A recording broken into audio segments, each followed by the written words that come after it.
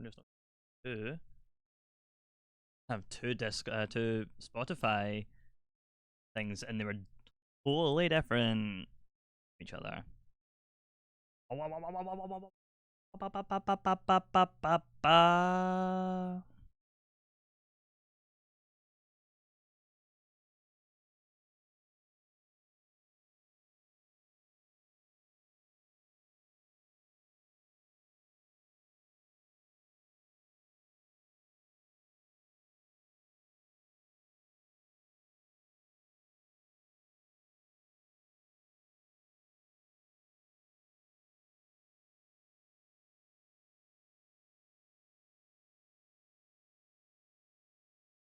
Indeed, yes.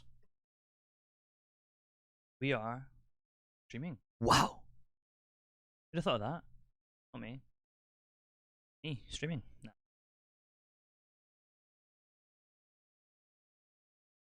A problem with the game audio. Wait, I'll do that in a second. I think it's coming through the wrong speakers. It's not. Oh wow. I think the speakers are wrong.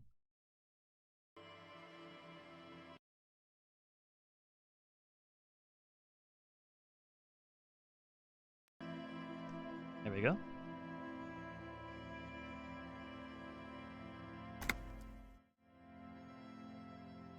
Whoa, wrong thing.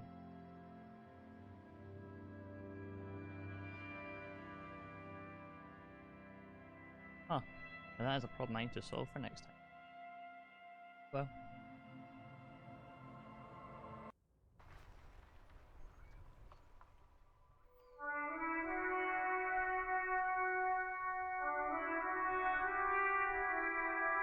Okay, now I have forgotten what my game plan is. It's fine. I've got something here, tasks.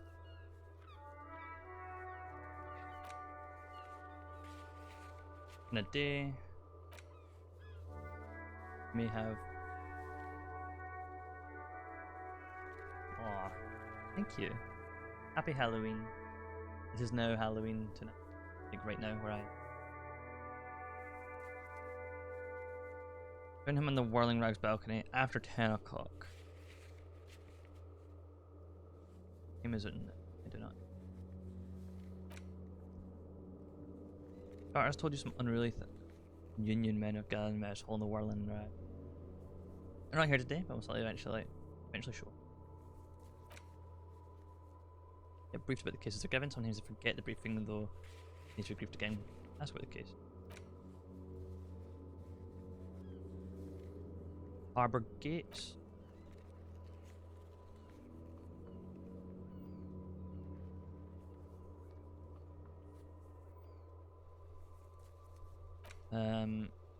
Ask the harbour and Claire's help was also the harbour gate. Find money. Find my badge.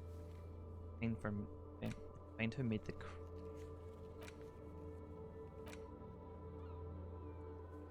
Go down in reality. Find my.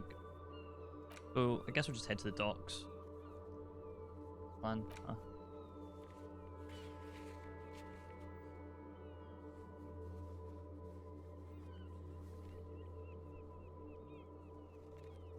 Okay.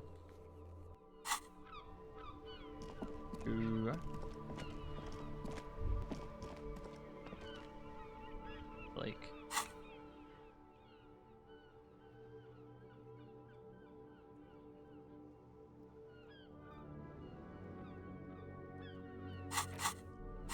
Inventory.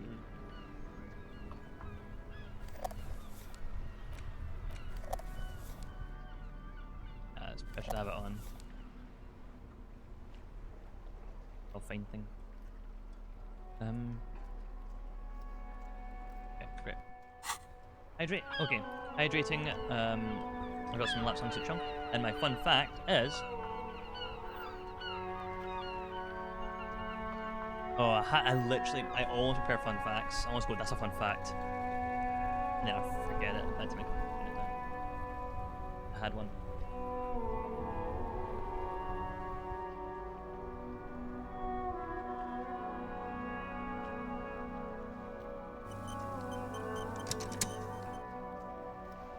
Forgotten now.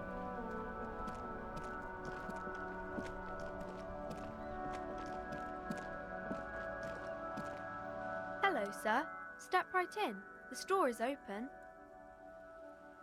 A young girl with chubby red cheeks waves and smiles. Her nose is also red from the cold. Hello. Are you interested in a new and exciting book? She stomps her feet to feel warmer. It's a bookstore, sir. We sell books, postcards, and some board games. It's called Crime, Romance, and Biographies of Famous People. Whoa, whoa, whoa, whoa. Hold your horses, little girl. What's up? A postcard is a small cardboard picture. You can write a few words on the other side and send it to your friend or beloved. It's a That book. is a book. They have stories inside them. It's like someone told you a story in a really long letter. What's a board game? Board games are like little games on a table, made to pass the time. There are several different ones, but sailors here mostly buy cards. Interesting, My thanks. pleasure. Anything else you'd like to know? Is it okay if I ask you some questions? Okay, sir. I'll try to answer any questions you have. I hope they're about books. What is this crime Crime business? fiction is about murders or burglaries or things like that, and the work of a policeman or a private detective who's trying to solve a crime and catch the criminals. Okay, why would anyone want to read about crime? It's exciting to people, I guess. They get to imagine dangerous things, and it's kind of like a puzzle, where you can guess who the criminal is, or how the good guys are going to catch him. I'm a policeman myself, by the way. You don't look much like a policeman. Examines you as if to find something policeman-like. Oh, well, what does a cop look like then? Didn't mean to offend, sir. Sorry, sir. It's just that you don't look like Dick Mullen. Points to a book cover on which you see a strapping Spartan officer. He stands grimly over the body of a dead woman. I used to be exactly like them. Oh, yes, hold on. Nobody used to. Oh, not your body is important in police work. Anyway, it's your head. Head? Yes. Not head, child. Heads. Flexibility. There are millions of different people out there. You have to get into their heads. Sometimes you've got to be the killer to catch the killer. Isn't that very dangerous? Someone's a picture of Dick Mullen. Policeman, live and breathe danger, little girl. Mullen obviously lacks chameleonic skill. Unlike you, sir. He's just a fictional character. He's no match for you. Maybe you can show me some real police work, sir. Like in the books. Okay, I'm going to deduce something. You failed to deduce anything substantial. She waits intently. I'm a detective. I deduce that you are very small. Come on, don't be silly. That's not a proper deduction. Alright, okay, I'll see you around. Still thinking of this fun fact. I think I had something to do with sea creatures. But I could have been wrong. Oh well. Look about Patty. This book, you don't really understand what it's about, nor does it seem important.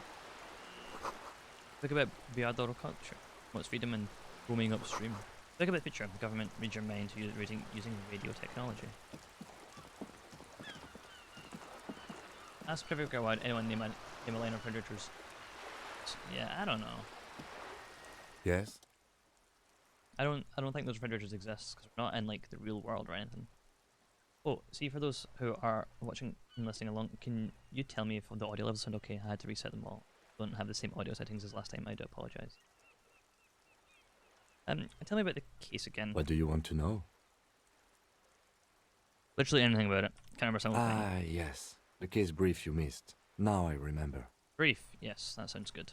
3 days ago, the RCM Emergencies Desk received a report about a security guard who was found hanged in Martinez. An anonymous caller said there was a dead body behind the Whirling in Rags hostel cafeteria. The cadaver had been there for 4 days. no one had come to investigate. During that time, the victim had been stripped of his belongings. The caller did not identify him, but used the word lynching. There is an ongoing labor dispute between the local dock workers and the logistics company Wild Pines. I was told we should approach the death as part of this dispute. Well, I don't know anything about the caller. They didn't identify themselves in any way. The tone was muffled using a device of some sort. The desk could identify neither the caller's age nor sex. Why hide themselves? There's a strong prejudice against involving the RCM in what's seen as union matters. The dock workers' union is the de facto police in Martinez. Now it appears they've started executing too. We cannot allow that. Hold on. The RCM is. That's us, the Revachol Citizens Militia. We're the police in this city. The Revachol Citizens Militia is the police. The RCM, or the Revachol Citizens Militia, is the police force you and him are part of. A self-organized peace corps of the occupied city of Revachol. The RCM operates within a legal twilight, yet its authority is rarely questioned. It's super useful to know this. Options. Of course, yes, I understand everything now. Just to be clear, we are police officers. It's our job to find the killer. That's the case. Uncover and arrest the killer. Okay, I think I've got everything. Good.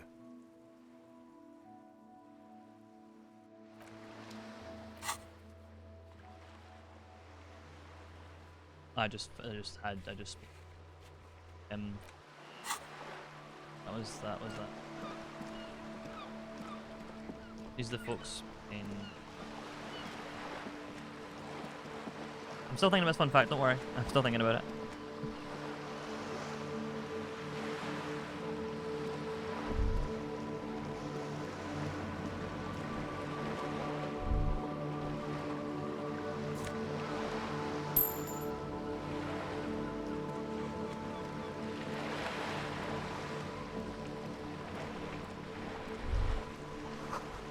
Splatter of bullet holes lines the walls.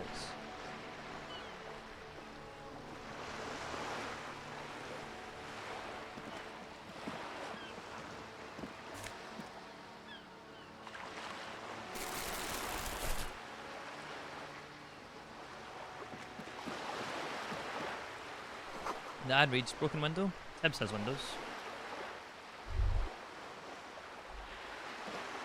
This coin-operated viewer is facing southwest. Its coin slot is full of fossilized bubblegum, rendering the machine permanently inaccessible. The metal feels cold and wet under your palm. It looks unhygienic. Probably some kids. Lieutenant inspects the rigged slot. A simple but clever solution to ruining a coin-operated viewer. It took ingenuity. A thick layer of graffito covers the lenses. You spell out the word Onug written on the other side, Oh no, it's with Kuno. N and C scribbled backwards. Kuno. That's Kuno on the lens. Which focus the background. Under the graffito, a sea of blues and greys appear. Graffito. Behind the water lies a coast studded with concrete and reeds. On it, a church on stilts, lanky weather-worn wooden planks, an X-shaped cross topping its tower. You know this to be the star of Pericanasis, or the Cairo, the central symbol of the Pericanassian church, a star, a great moral height to be strived towards. The church looks old and weather-worn. There are no lights in the windows. There are no lights in the windows. Around the large wooden building you see chunks of sea ice gathered on the beach, and a small tent set up on the ice. Small tent. I'm trying to think what this fun fact was. It's gonna This bother me now. coin-operated viewer is facing south.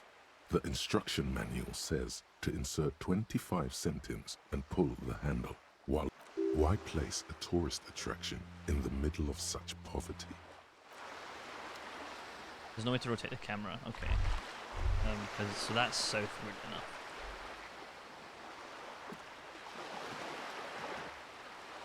Okay.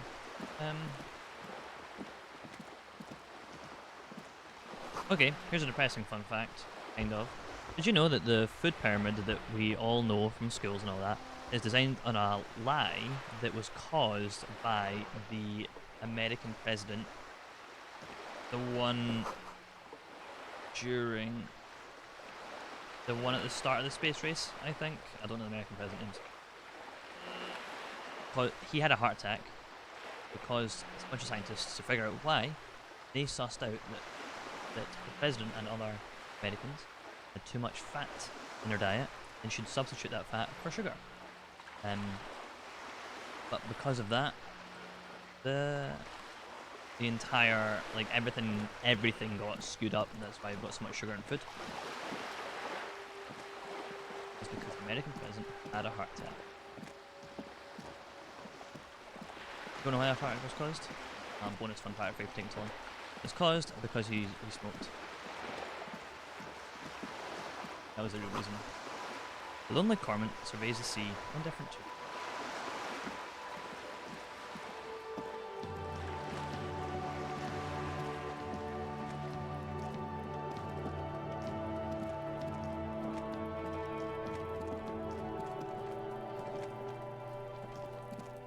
Are you trying to sneak up on me?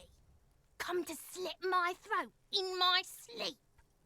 Apparently, she doesn't like people standing behind her back. Logic error. She is not sleeping right now. Pig's come to take me out, trying to snuff me out. Her voice.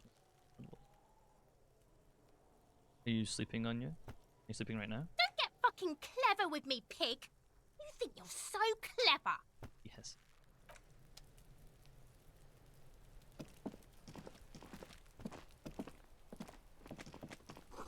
Garden hose.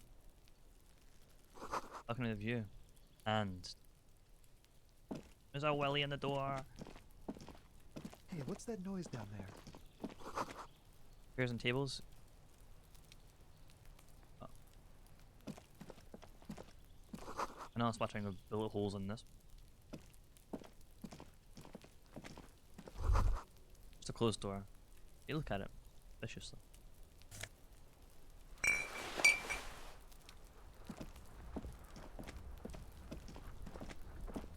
These barrels are half full of rainwater.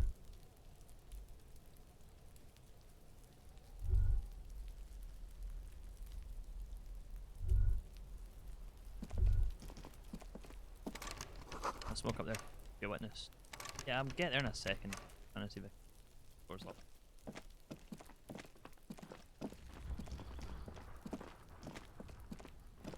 There must be another way into the building. Hey, Shagwa. You see a young man on a balcony nursing a cigarette. His eyes have been following you for a while. Not looking for any trouble, officer. He says in a quiet voice. Despite the cold, his shirt hangs unbuttoned. Why are you whispering? Sounds like you're already in trouble. There's no trouble. I'm just speaking in a lowered voice. Says Sotovok. Voice soft vest. I don't want to be seen talking to the gendarmerie if that's okay. I just want to finish my cigarette. Don't let him go. This could be your witness. The balcony has a great view of the whole thing. Actually, the gendarmerie really needs to talk to you. Is it really that important? He asks you. Like a nervous cat, he keeps stealing looks at the neighboring windows.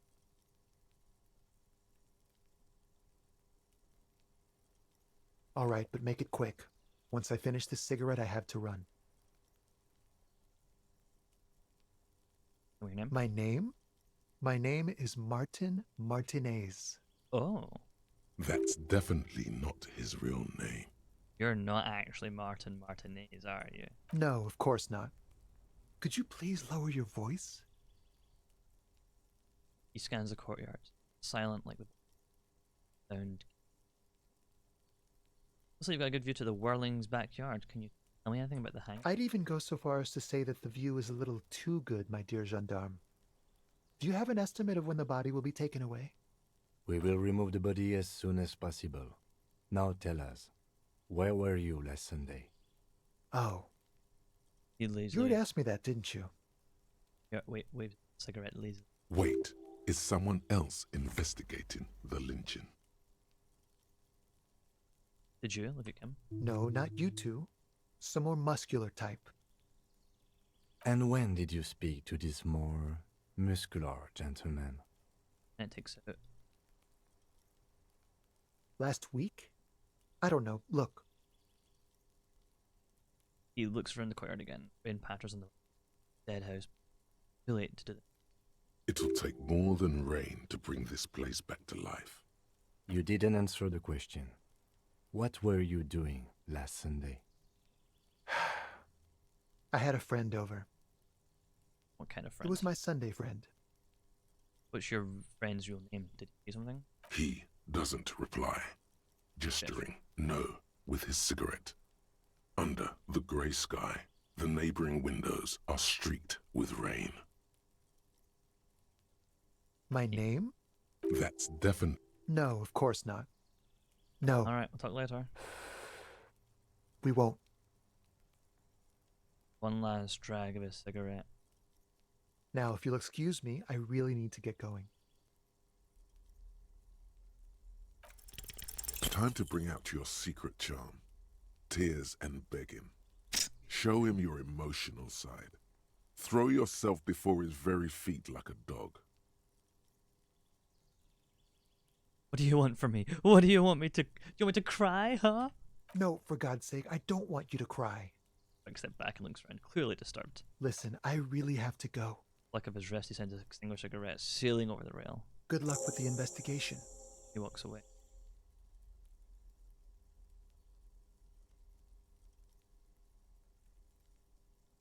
Fog of war.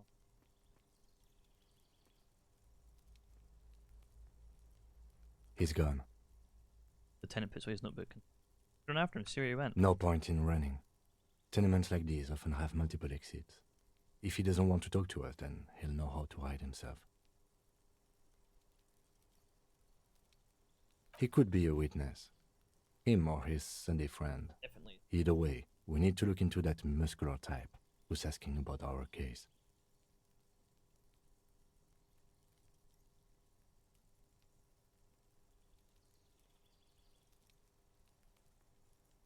Thank you for the stretch. There has to be a way of getting inside the building. Once we've found a way in, we can ask around for his apartment. Great, let's do that. This is not the way, this is a locked door. Okay.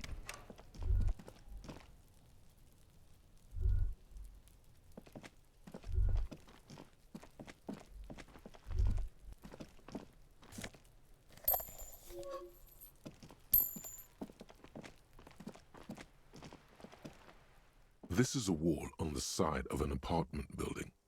Conceptualize. Why am I looking at this wall? You have no clue. It's just a wall. Alright. So many walls all over Martinez. Weather-worn, cracked, their paint peeling. I did not see this bin earlier.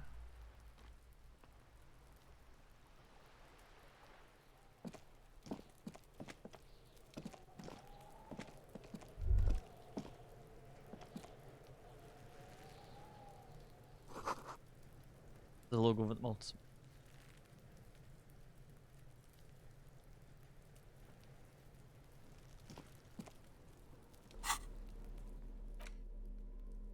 Orange bomb hat. -1 rhetoric, but +1 reactions. Well, I've not got into any fights yet, so I don't know how to fight, so I feel like reaction speed is not that important right now. I think there is fighting involved, because RPG after all, right? I guess I could do something like that.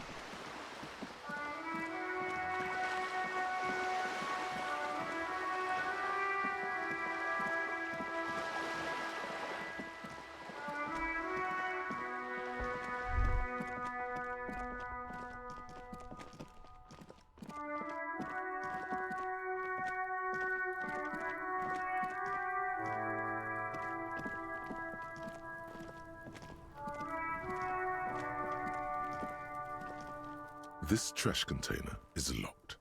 The sliding lid has a padlock that says, whirling in rags. There's something in there, not necessarily connected to the case, but still. I'm looking at your trash container. You're just a trash container. Just a trash container. There is no such thing. Your fingers start to itch just looking at that padlock. Lieutenant, what do you think could be in here? Trash, food waste from the cafeteria. They lock these containers to keep the derelicts from flocking in. Could be evidence too. You'll like there's something. What do you mean, feel? Extrasensory perception, whatever is in there. Special significance. I agree. We should get someone from the remote viewers division here. He's being sarcastic. Do not ask what the remote viewers division is. This is the remote viewers division. All the detectives from all the precincts who experience extrasensory perception go to the remote viewers division. Their work is invaluable to the force. It's remarkable how he can keep a straight face. Take note. The lieutenant is well versed in deadpanning. Many of the things he says could be meant in jest. There's no remote view. There isn't. What does point? What is a remote viewers division? There isn't. But we should still access this container. What do you get to look We could try using a pry bar. The one you took from my motor carriage, or Lieutenant? Or we could ask for a key from the manager of the Whirling in Rags. He probably has one. Alright. He might also have information. This is better than the pry bar idea. I agree. I'm gonna do a stupid thing in case it gets like permanently banned.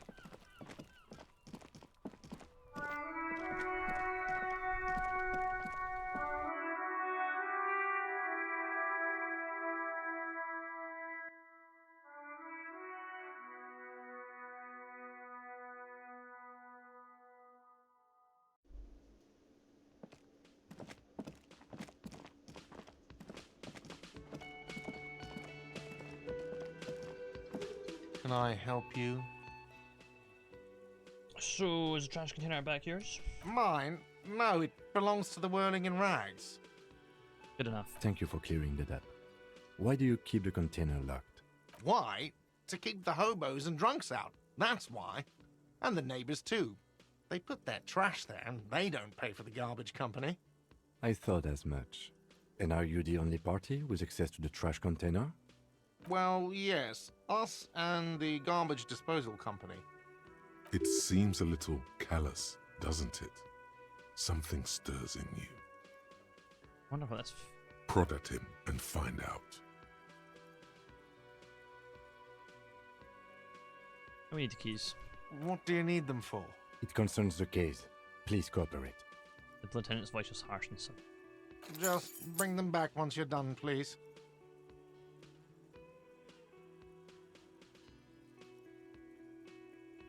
God, I saw another thing at the whirling. Another thing. Great. I love those. Yes? So you're... I can... Hold shift in WSD and that sprint's cool. Go, go, go, go.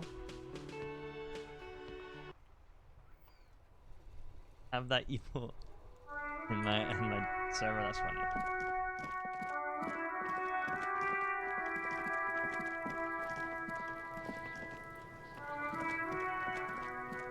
This trash can, with a well-oiled crack, the lock pops open. It should now be possible to simply raise the lid. Don't. Maybe you shouldn't. The smell of rotten food rises to greet you. You see soggy cartons, dirty rags, and organic waste. We're just in time. This hasn't been emptied for over a week. Look under the boxes of corn. You see milk and egg rest with one broken egg in it. Some pasta wrapper. Picking up the soggy packages somehow feels familiar. Ah, You've done this before. The movements are recorded in your elbows, the methodology in your fingers. You're used to this. die further. A box falls into pieces in your hands. Batiste Soleil cereal. There are plastic pasta packages below. and turbo noodles. Nothing of note, however. Look at the rags. Among the threadbare kitchen towels, something catches your eye. A pair of denim trousers. Grab them. As the legs of the slime-covered jeans begin to unspool from the garbage, a rank corpse smell fills the air. The victim's clothes? Cadaverine odor is faint. If these belong to the deceased, they were removed when he was still in the early stages of decay. Drop them in here, officer. Lieutenant produces a black plastic bag marked evidence. Guitar marked blue jeans. Pockets empty or emptied. He wore them with a belt, too. A white belt. The loops appear stretched, but Looks into the container. the belt is missing. That's it. Do you see anything else in there? I have another bag here. Something slimy catches your eye. Right. A drab, long-sleeved shirt, olive-colored, appears from the food waste, dripping with pus. Okay. This is a military-type overgarment. No label or serial number. This is the kind of rib-knit shirt that's worn over light armor to conceal it in an urban scenario. Anything more? The rest of the rags are just kitchen variety waste.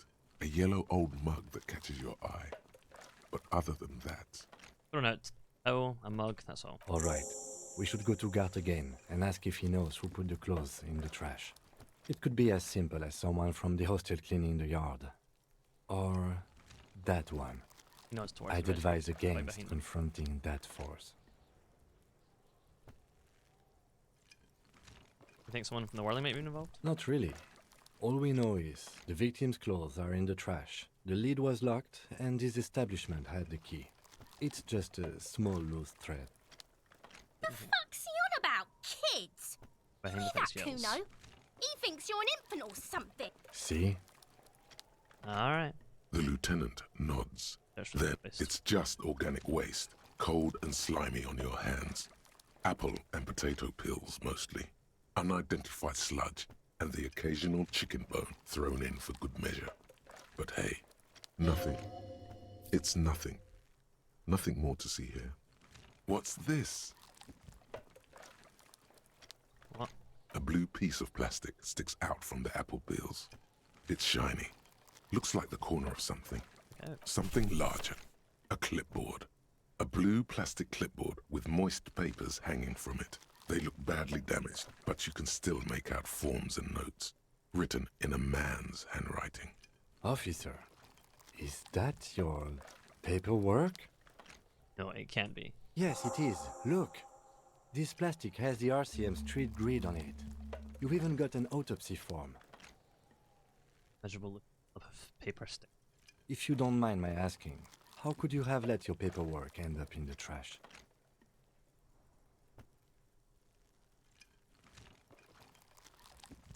I'd rather not talk about it right now. Understood. Yeah. He nods, reverting his attention. Still stinking in front of you. Mug. I'm getting that mug too. You pick out a broken mug with an oddly racist depiction of the yellow man frolicking in saffron, An antique. only in its social sensibility. I didn't want to take a mug. I didn't know it was racist. And grabs the mug and turns his sight to the trash. I'm gonna drop The that mug. container sounds a muffled gong.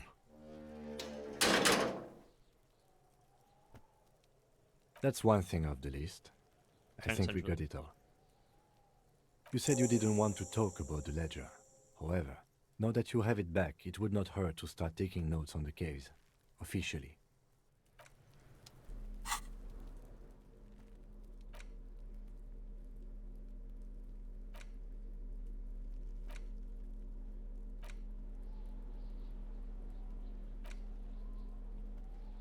Use interact button.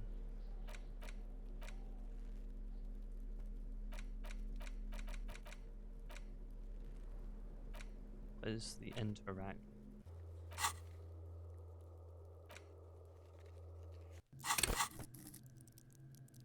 I got level up. Oh, I do. Oh, I didn't mean to level up. Interfacing. Okay.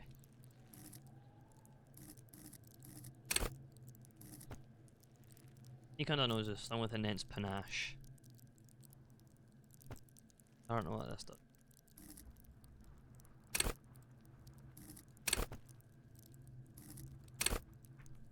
best idea with this though. Gonna do that. Okay, let me figure out where the interact button is. Oh.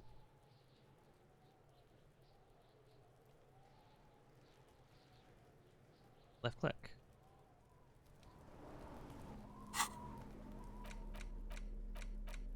Am I not using the interact button in the inventory?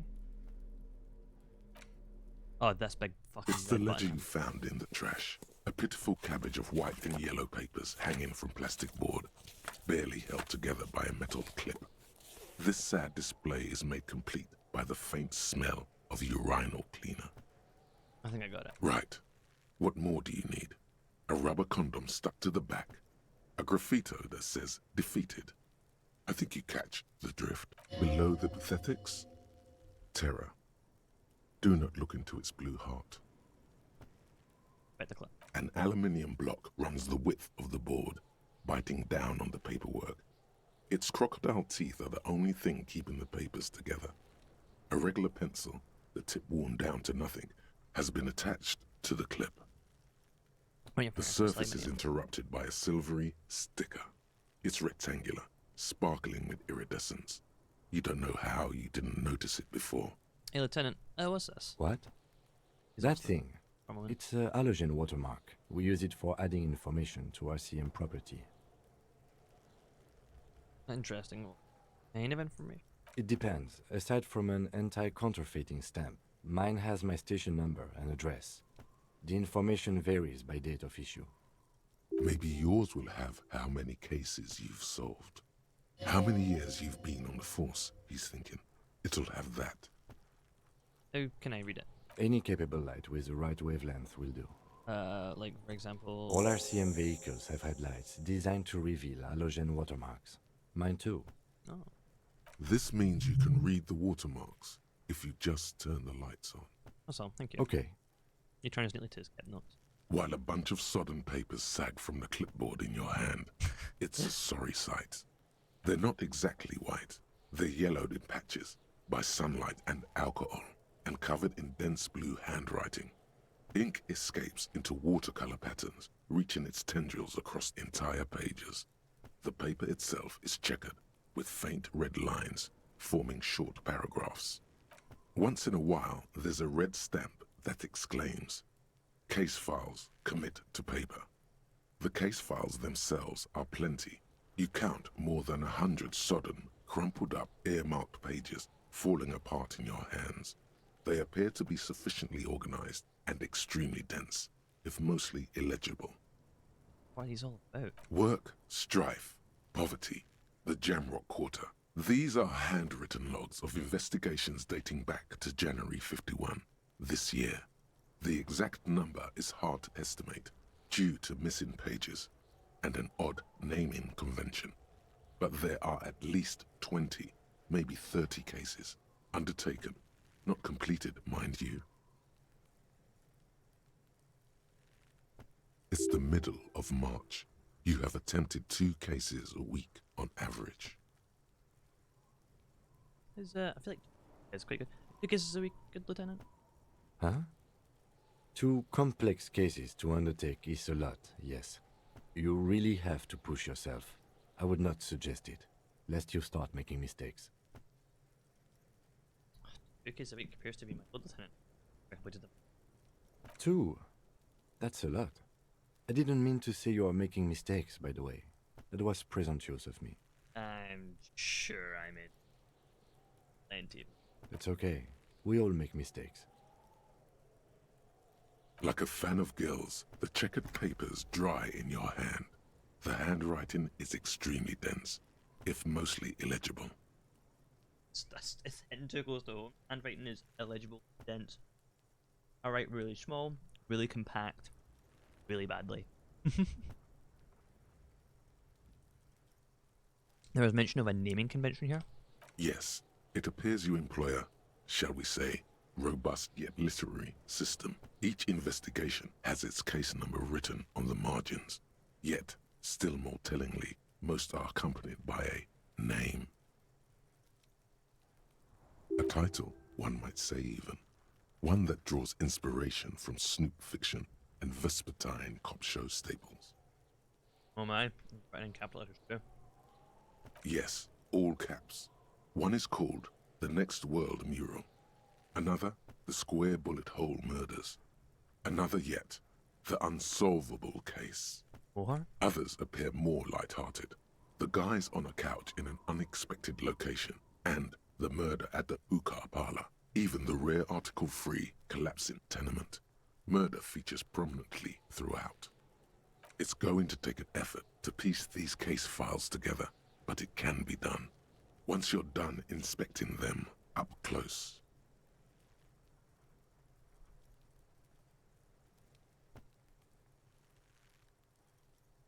I have to open it. There is, for precisely one more. 15 pages near the end remain untouched by the damage. The checkered grid forms a structure of passages, breaking the case into subtasks to accomplish. Once all the tasks are accomplished, the case is complete.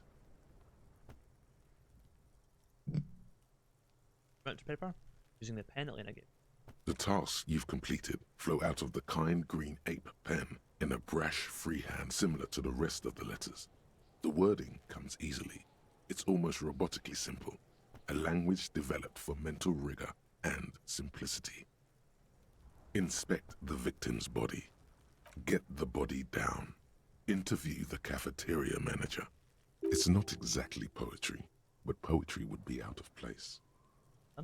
A satisfying slash sounds across the paper. You're done, it seems to say. And you, and you. You're a swashbuckler with that pen, Harry, and it feels good. Feels like completion. Things to be done and things already done. The composition of reality. This is an extremely useful tool for a detective of the citizens' militia. Now all that remains is to name the case. Yeah. You haven't by any chance named our case? No, actually. Any ideas? The Hanged Man? Great. That's great. That's actually what I was thinking too. The Hanged Man. Good, strong name. We have a very good name for the case now. The most emotion that he's brought out, and it's definitely fantastic. I'm going to start calling it the Hanged Man. It's good we sorted this out. Never mind. All my cases employ a very similar naming what we use ours. Yes, how very childish of you. In your and my defense, almost everyone in the RCM uses the titular system, in addition to the official alphanumeric.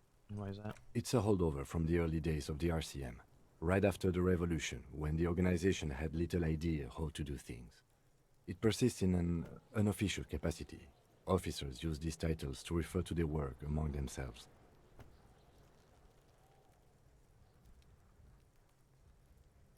I seem to have named a case the Square Bullet Hole Murder. Again, in your defense, I seem to have named one the man with the hole in his head. Mhm. That was a real person. His death was real. Still, I named it that, to amuse myself. I pray his loved ones never find out. What happened to him? Rail spiked through the head. He died. It was a workplace accident. No. I'm done inspecting these. You don't exactly close them, so much as distance yourself from the smelly papers. They're a little further from your nose now. Can I read the fake case files now? Yes, you can piece them together using the alphanumeric code on the margin. It always begins with HDB41, then date of initialization and time of arrival on the scene, followed by the title. For example, HDB 41120111700, the Next World Mural. Wait, HDB 41. Weren't those Officer Precinct? Why, yes, your precinct number is 41. HDB? Every last alphanumeric in the files begins with it. And these are your case files. It's safe to say HDB are your initials. Harry Daddy Batty. Harry Daddy Batty. Name. Nah, those aren't my initials. I'm not feeling them. Feeling isn't really the jurisdiction we're in right now. Probably for the best, because HDB feels like bad news from yesteryear. Like shit, honcho. How long does it take to reach this? It takes about half an hour to piece one together, using the system you've devised. Where do you want to start? Next world mural. This one is relatively easy to reconstruct. Overnight on 1202, a graffito, nay, a mural, appears on an 8-story tenement overlooking central Jamrock. The building is a sparsely inhabited ghost tower, part of a failed real estate development called Cause of Failure, And Rent they're on. Too High. The mural is enormous. 2 silhouettes, a man and a woman, are kissing. The text cut into their form reads, "True love is possible only in the next world. For new people, it is too late for us. Wreak havoc on the middle class." People call it that thing and that fucking thing. It's visible for miles. In 2 days, the station's complaints desk gets clogged with requests to remove the bummer. You and your partner are assigned to the case. The graffito crew is easy to track down. Only the bell lectures have the literage of industrial paint to cover the surface. One of the graffito artists is rumored to be rich. They take responsibility for the execution, but not the design. The ideologue of the next world mural, as the crew calls it, remains an unknown. Wait, do you ever find out who came up with it? The case files do not show you finding the author of the design. The crew agrees to clean up after themselves. However, your partner, JV, is against the removal, citing public support for conservation. This leads to a debate in Precinct 41, which then spreads to the streets of Jamrock, ending in a rare plebiscite organized by you and the rest of Row 3. The 9,000 people subjected to the mural's message, all of Lakeside, Central Jamrock, and Villalobos, plus half of the eminent domain, participate in the vote. Although the case begins with what appears to be a lot of rambling on the streets as to how juvenile and stupid the mural is, given a choice between 2 options, Remove the mural. It's wrong. Keep the mural. a staggering 78% of voters choose to keep it. Turns out the opposition were a loud minority, and that love truly is possible in the next world for new people, and it is too late for us.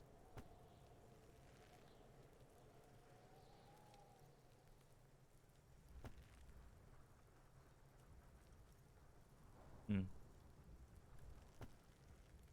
No one cares what you believe in, man with the smelly toilet ledger. What do you want to tackle next? Or are we done? Marys.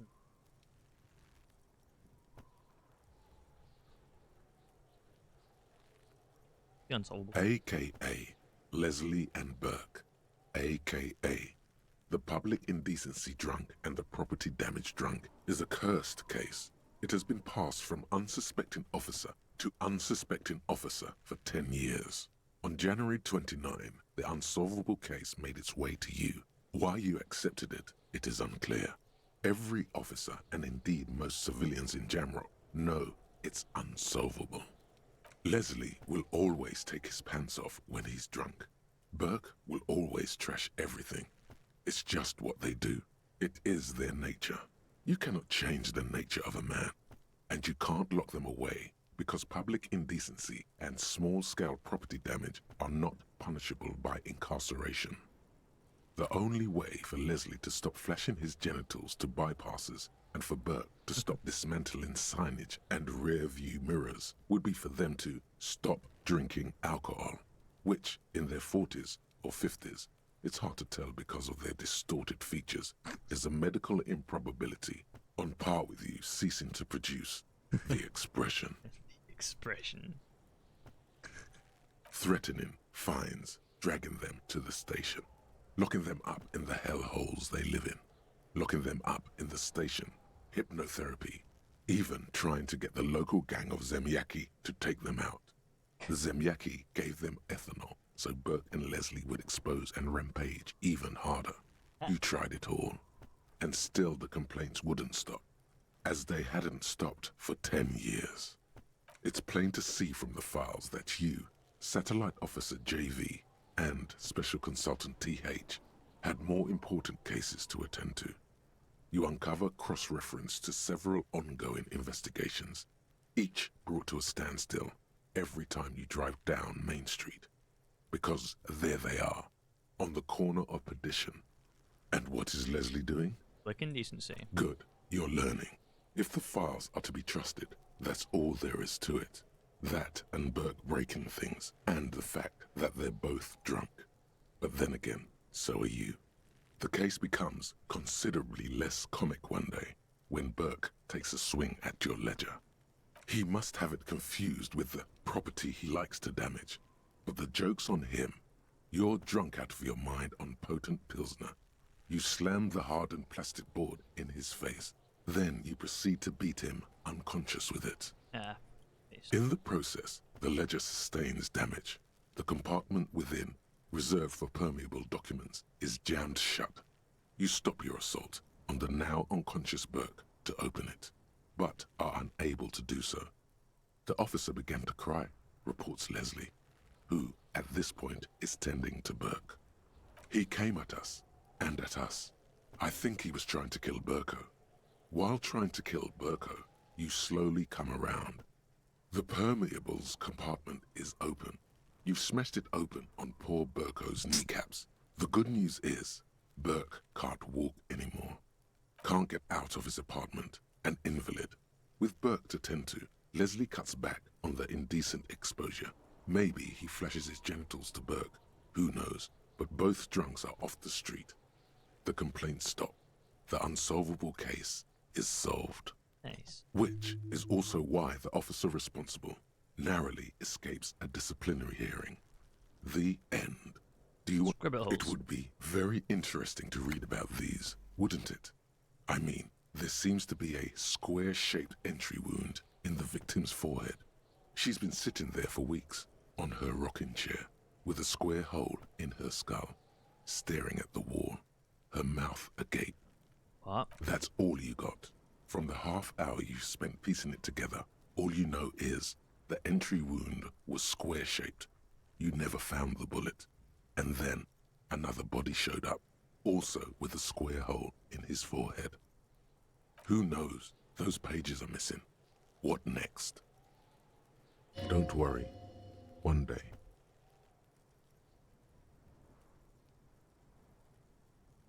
One day you may still catch the man with the square gun. Couch in the unexpected location. Some assholes brought their couch outside and hung out on it. In the middle of the street, on the roof, on the hillside by the motorway. You know, at an unexpected location. They were young, and they thought they looked cool on it. I'm with it, so... Insufferable dicks. Young people are the worst. So anyway, you got a complaint about the damn sofa, or couch, or whatever it is. I think I kind of cool in stuff from decks. They were leaving it out in all these unexpected and whimsical locations. They took it to where they also took photos of themselves on it, and smoked cigarettes, and drank coffee because they felt it's intellectual. Just taking this couch about. This is hilarious. I would do this. Cigarette butts, coffee cups, stupid couch. You had to clean it all up, and you did. So congratulations to you. Case solved. Did I ever catch this guy? No, you didn't have time for that. These notes show that you have what is called a real goddamn job. You don't have time to be chasing down the couch assholes. You have a real job to do. What next? Murder at the... Murder. Tum tum tum at the hookah parlor was a case originally assigned to an officer called Joseph Mills, who is now dead. Of circumstances completely unconnected to murder at the hookah parlor. Hookah parlor. Wait, how? Beaten to death by a throng of Villalobos gang members when him and his partner JM, only initials mentioned, answered a call one night. It's a sad story, and it isn't really represented in your case files. Stop stalling and get to the murder at the hookah parlor. On with the murder. Joseph Mills was on this case that he just couldn't solve. Was doing it solo. Said it was a real nutcracker, a real brain twister. Was on it for, like, a month. The captain got impatient. Shit or get off the pot, Mills. Mills didn't get off the pot. Not yet. He kept at it for a couple of weeks more, racking his brains, running with every theory, as outlandish as they seemed. Still couldn't solve the murder at the hookah parlor. Tough case, he said. Toughest he's ever had. It was Joseph a good. No, he was awful. Awful sense of humor, too. The worst jokes you've ever heard. Really rapey. Still, he'd been on it for months now. Said it was the final case. Said it was uncrackable. That murderer vanished into thin air. That goddamn hookah parlor was all he talked about. Okay, so the case is handed to you because Mills isn't getting anywhere, and you look into it. Here's the setup. A young man is found dead in a hookah parlor. You know, those places where you go and smoke bubblegum-flavored vapor all day. Get high off. No, it's soot and water vapor. It doesn't do anything. Yeah, so anyway, young man in his 20s found with his skull busted open, right on the floor of the hookah parlor, in the middle of the day. No one else is in there, only client that day. In perfect health, too. Some kind of movie producer. No one enters, no one exits. He's just sucking on his watermelon hookah all morning, all noon, like he usually does. He's a regular. No calls, nothing. Just sucking on the hookah until 15:45. Then bam, he's dead on the floor with his skull busted open, blood everywhere. What happened? How can it be? Mills has no idea. Invisible assassin, movie deal gone sour. Girl at the counter did it. Nothing fits. Eerie. Man just dropped dead. So you go to the parlor. You see cushions around the table. Tables low, heavy, really sharp edge. So he sucked the hookah, stood up, passed out, hit his head and died. See? You can't even read the thing without solving it. Yeah, it was that. Turns out hookah does do something. It turns off your brain's oxygen supply, and you don't notice it until you get up to go to the bathroom. What are you doing there for sex? Smoking hookah. Didn't you hear? I don't know. Trying to come up with a movie script, maybe. Anyway, that was Murder at the Hookah Parlor. Joseph Mills wasn't a good detective, and about 30 minutes has passed piecing it together. Next. Yeah, I can revisit. Not much has changed in the meanwhile. A bunch of sodden papers still sags from the clipboard. Yellow paper. In the back, you see thin, translucent copier paper. Some neon yellow, some bright red, all covered in boxes, like marching armies. These look like official forms, waiting to be filled out. Then rip them from the binder and hand them out, according to type of form. Forms are these? 3. The topmost are misconduct fines, the middle ones are station calls, and the bottommost are field autopsy forms. Each is easy enough to make sense of. You don't have to be an intellectual giant to do police work. Field autopsy? A dozen pages of thin copy paper, bright red in color. You see the parameters of a deceased human form waiting to be filled in. Age, sex, condition of internal organs. Station code. These are quite sinister in turn. They give a date and time for the person to appear at the specified precinct police station. Below the call are the criminal charges you risk by not appearing. Misconduct. A monetary penalization ranging from 20 to 250 real. Severe cases allow for 1,000 real, but that requires special paperwork. The details of issuing these fines are spread out over the rest of the fields. But they appear pleasantly vague. Yes, all that remains now is to fill those forms and hand them to people. Fines for wrongdoers, interview requests for bad guys, and field autopsies to dead guys. The rest of the stinking cellulose is much worse for wear. Being sandwiched between the board and the rest of the paperwork must have spared the fragile copier paper. Look at the clip. It's made of dark blue plastic, hard enough to beat someone to submission with. The edges are rounded, however. The U4 size board feels thick and heavy in your hand. Light shimmers on its wet surface. On the back you see the embossed letters, RCM. Shake it. Something rattles inside, ever so lightly. Is there a hidden compartment? Permeables. It's not hidden per se. The compartment is made for permeable materials that would get damaged if something happened to it. How about we peek inside? The plastic shimmers like lapis lazuli, but it is not see-through. You cannot see to its center. What color? Blue. The blue heart. Don't look into it. What is the Inland Empire? How would I open it? With your hands, U4-sized pages hang from the clip screwed to the top of the board. Smell it. The acidic stench of rotting food is rubbed off on the cellulose. It now forms the base of the experience. This base surrounded by a faint air of spoiled meat, the stuff of death itself, and then sprinkled liberally with the citrus zest of toilet cleaner. The lieutenant observes you, raising and lowering the toilet waterlogged mass under your nose, trying to get a good whiff. A good, analytical whiff. Excuse me, I just have to ask again. How could you have let this get tossed out? After a while, he can't take it anymore and asks.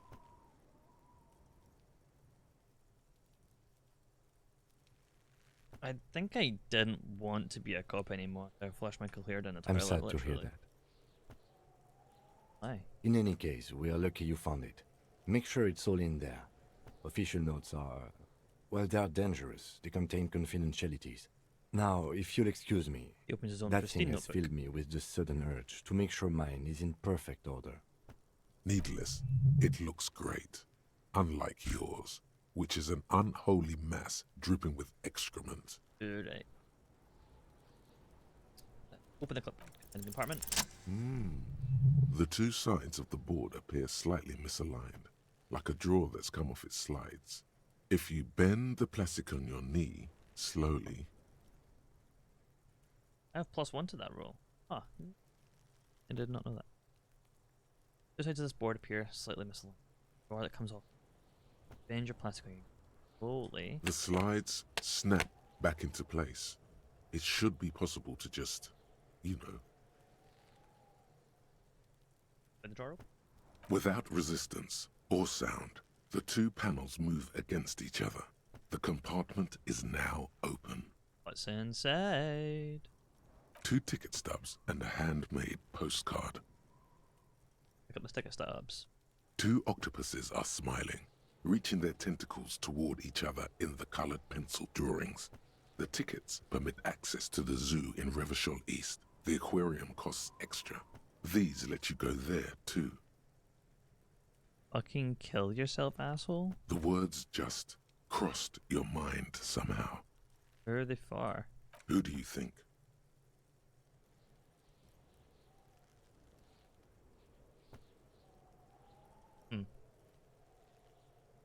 Pick up the card. Thin wax paper has been glued to a piece of cardboard. Sounds like leaves rustling when you pick it up. You see violet flowers, floral patterns, patches of glue.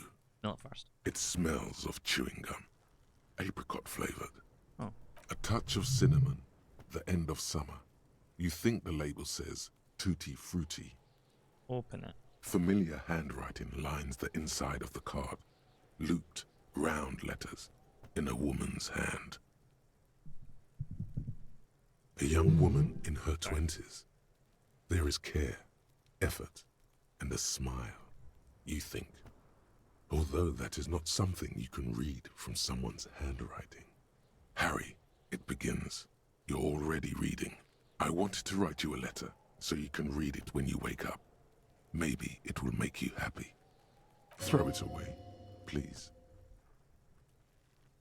A merciful wind blows in from the Bay of Revachol, dusting the ground at your feet and raising newspapers far away. You feel the card slipping into it. Ah. Frisson covers your entire body, a feeling of cold, a persistent chill. Your hands shake, holding onto it. Every morning when I step out and you're asleep behind me, it says, I find a little piece of sadness in me. I carry it in my chest, down Voyager Road. Every step I take, it grows. By the time I reach the fuel station, it has filled me entirely. I step onto the light rail and look back. Sparks fall from the bow collector.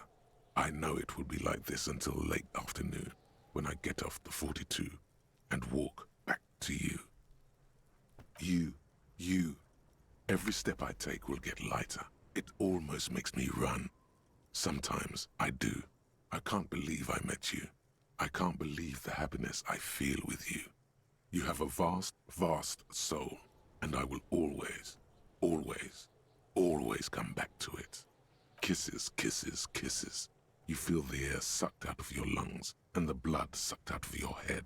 Everything around you gets dark. Small white dots appear. You feel the ledger slip from your hand. No, hold on. Hold on. To what? There's nothing. Detective, is everything all right? I'll say.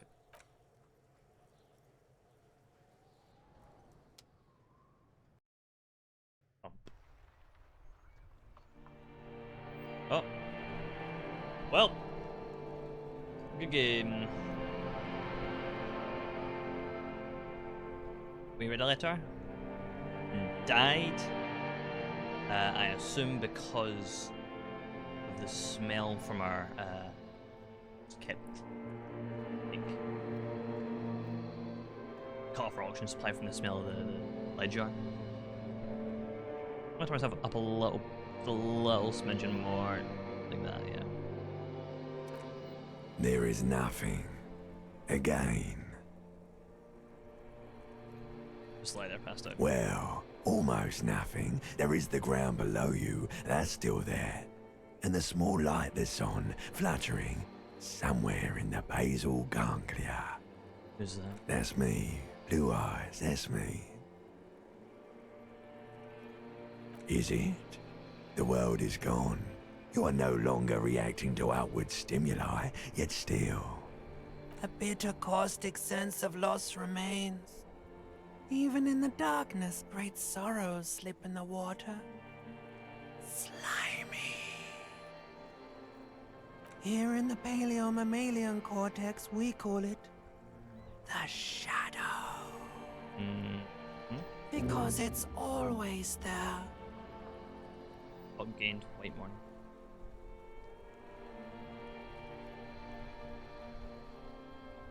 Where is Voyager?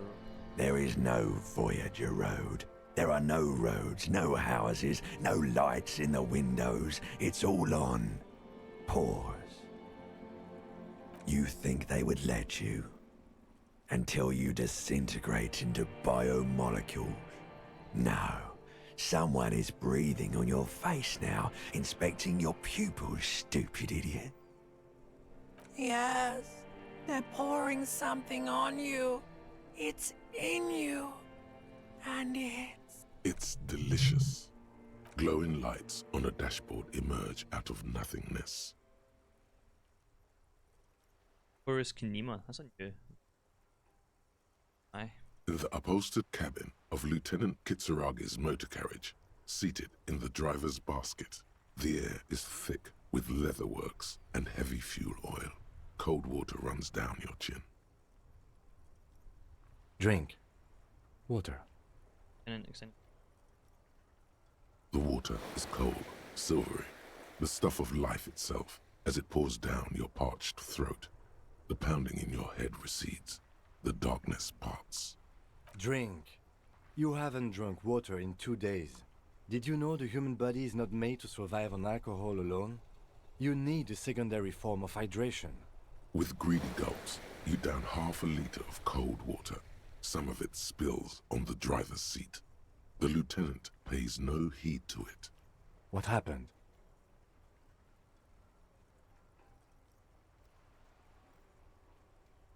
Get. I fucking start climbing in the motor car.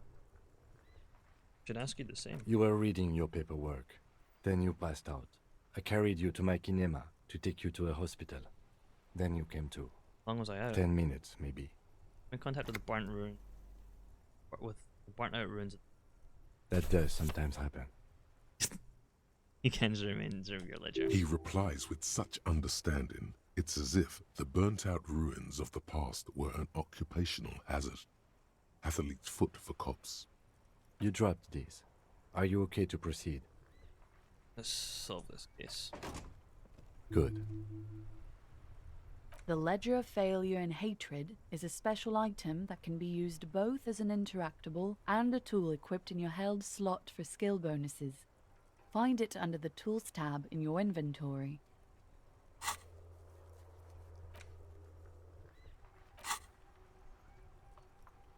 Some long way home. Bad news. When a system with a thought plus one plane threshold, blood oxygen is boring, all psyche learning caps raised by one. Plus one encyclopedia patch memory returns breakthrough. Oh, we had a breakthrough. Let's rewind. Trace your drunken steps back. Oh, you know what? We'll oh yeah, we do.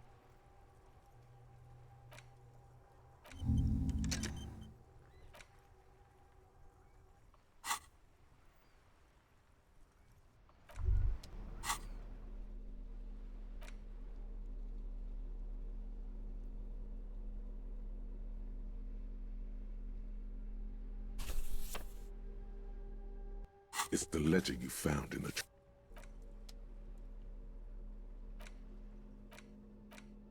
It's just a racist mug.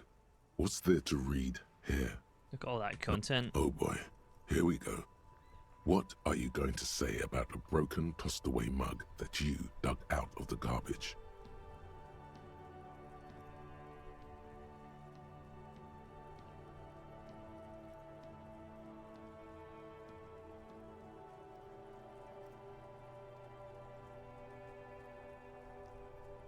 The mug will be useful.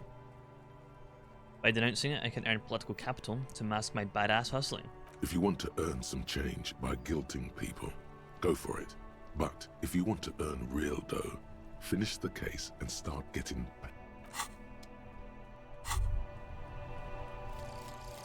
lonesome, long way home. Here we go. Home awaits.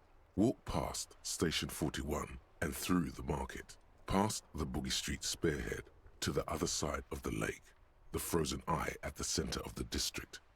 Then past the video rental store on the corner. There, at the end of a street lined with pine trees, a small house no larger than a matchbox, 11 Voyager Road. You no longer live there. Those times are gone. And so are those people. Why did you come here? Why are you still here? And where's the dealer? You have to get back to work. That's all you have now. Perception raised to 5. Speed gives.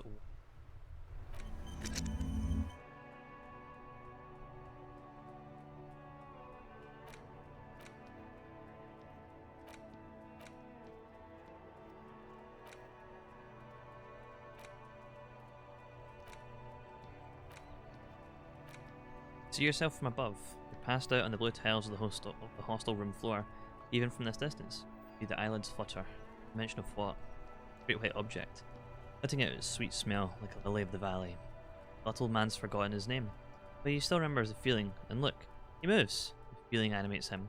He instinctively reaches out for the feeling's best friend, a bottle of Commodore's Red. Puts on his disco clothes. Gets smaller, smaller.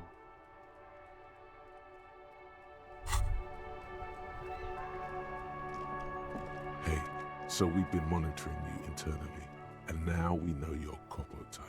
Wait, there are Copo types? Yes. Guess what's yours? sorry, have you monitor me. Okay, just for the length of this short demonstration, please say something that isn't, I'm sorry. Guess. What is it? Kind of cop weapon. No, you're the sorry cop. Oh, Jesus. The cop who's sorriest. Let's make it official then, shall we? Huge lack of enthusiasm going on in here. Huge lack of enthusiasm going on in here.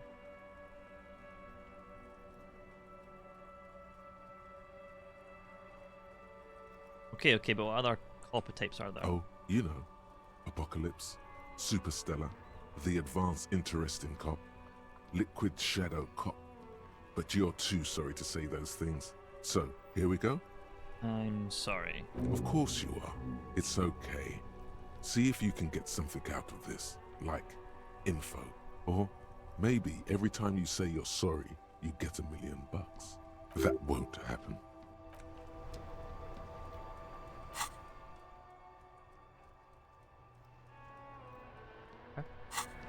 I was gonna look at... Where is it? Inland Empire. Hunches and gut feeling, dreams in the waking life.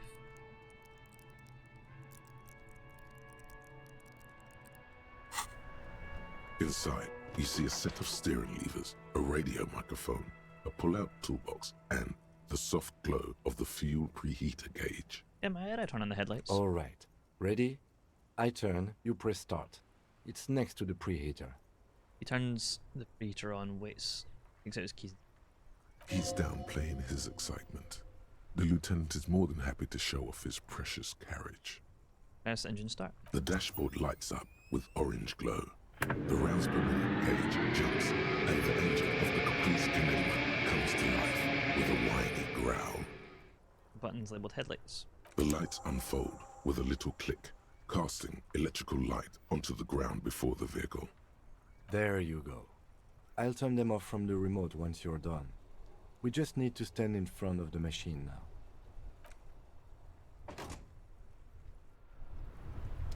Inside, you see a set of steering levers, a radio microphone.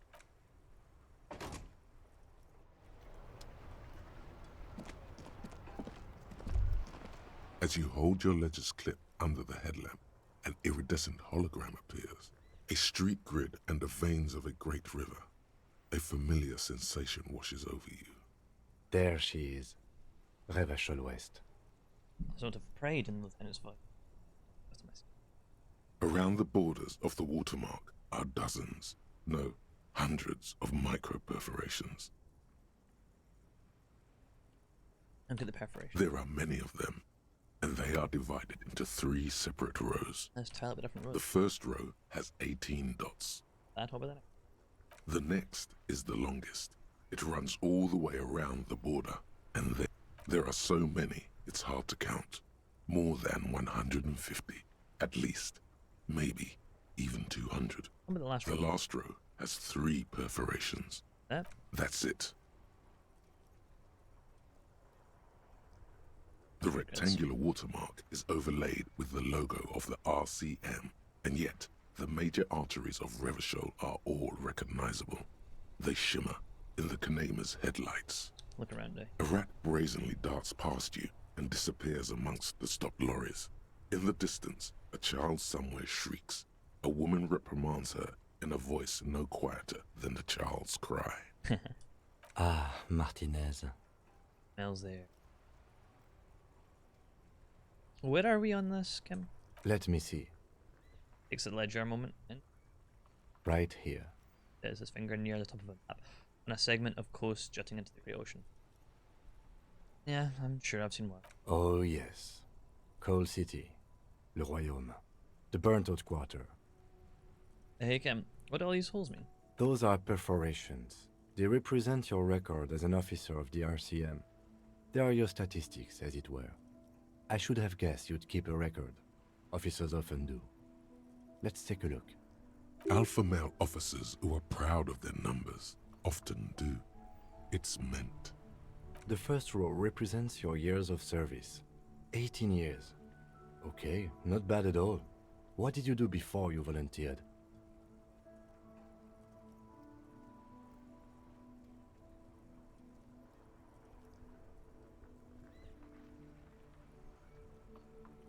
like I went around just apologizing all. Maybe you were a diplomat, or in PR. Doesn't matter, I suppose. Let's move on, shall we? This next row, the one that wraps all the way around, is your number of closed cases. Closed is good. It means finished. You've got, let's see... Wow, more than 200. That a lot? It's quite a lot, even for someone who's been on the force for nearly 2 decades. Usually, clearing more than 10 cases a year puts you in the 90th percentile of all RCM officers. Being, I used to be some sort of super cop. Call it what you want. You were a valuable member of your precinct. Now, let's look at the last row. Right. Those are your confirmed kills. You've got precisely 3 perforations there. That's not too many. For an RCM officer, especially Precinct 41, which is in the Jamrock quarter, it's rather tame. I mean that in a good way. There are certain officers who treat their kills like some kind of ghoulish game. If they do happen to solve a case, it's usually by accident. Obviously, I think very highly of these. But it seems as though you are, or at least were, one of the good ones. So we have that to be thankful for. The lieutenant nods. Alright, let's go. Right. I'll go turn off the lights. Press his remote. Closing his key. You can now see your statistics on your journal page, to the right of the task description.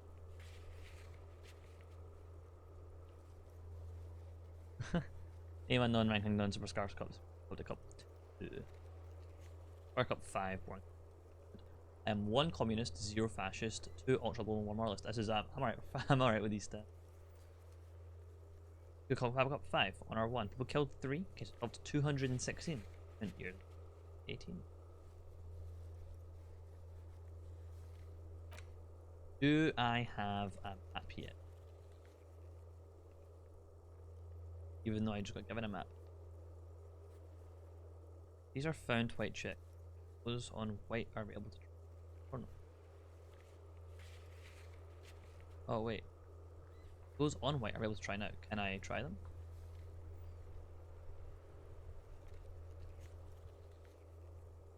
Okay.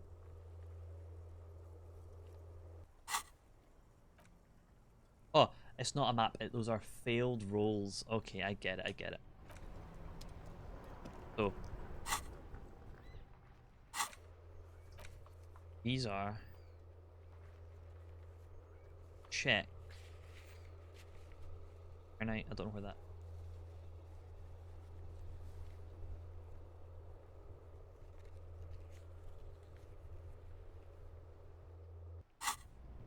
Wait, well, don't tell me. Crazy. No. Tell me where that.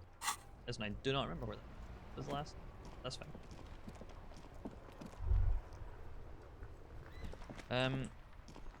Alright. Union box. Harbor.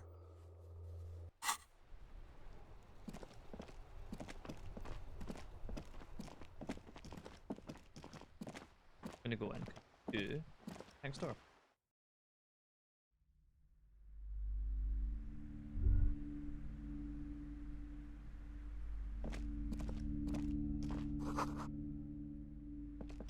The display rack is brimming with worn paperbacks featuring an extremely muscular, sword-wielding barbarian on the cover. Nearly all the titles contain the word Hyundai somewhere.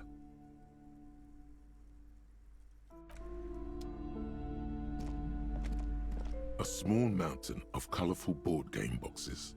There are numerous types of games for all ages.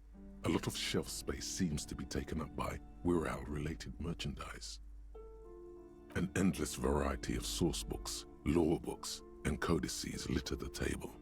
The topmost book is titled Welkin Compendium, 2nd edition. There's also a large hardbound tome with intricate cover art, The Hunters of Catawak, Boreal Creature Compendium, and a Pick Your Path adventure game book titled Tales of Wirral, Cavern of Velkrag. Books in a board game section? Who wants to read books? Anything that There's a box that says Wirral 3rd edition Mega Setting Supplements Module. The side panel notes a fantastique adventure board game, new maps and miniatures. A sticker on it displays 25 Rial. That price is steep, but then it's the 3rd edition Mega Setting Supplement, so it makes sense.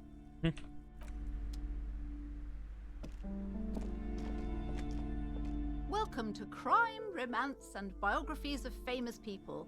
My name is Plaisance. The cleric extends a greeting.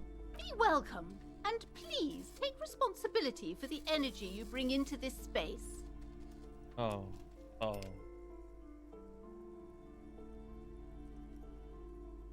So are you the owner of this? I am the proudest owner of our little shop of culture.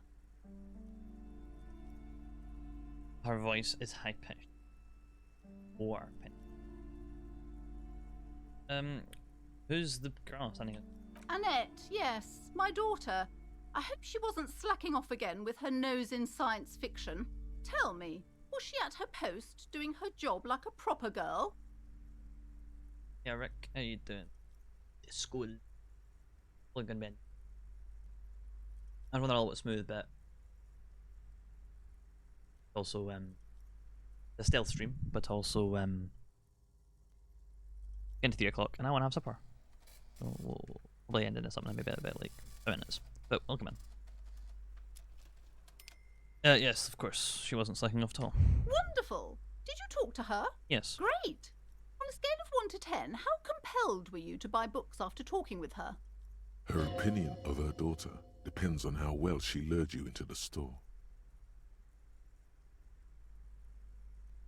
10, she's definitely polite and helpful. My precious, her dedication brings joy to my heart. If you have children, I hope they turn out as great as my Annette.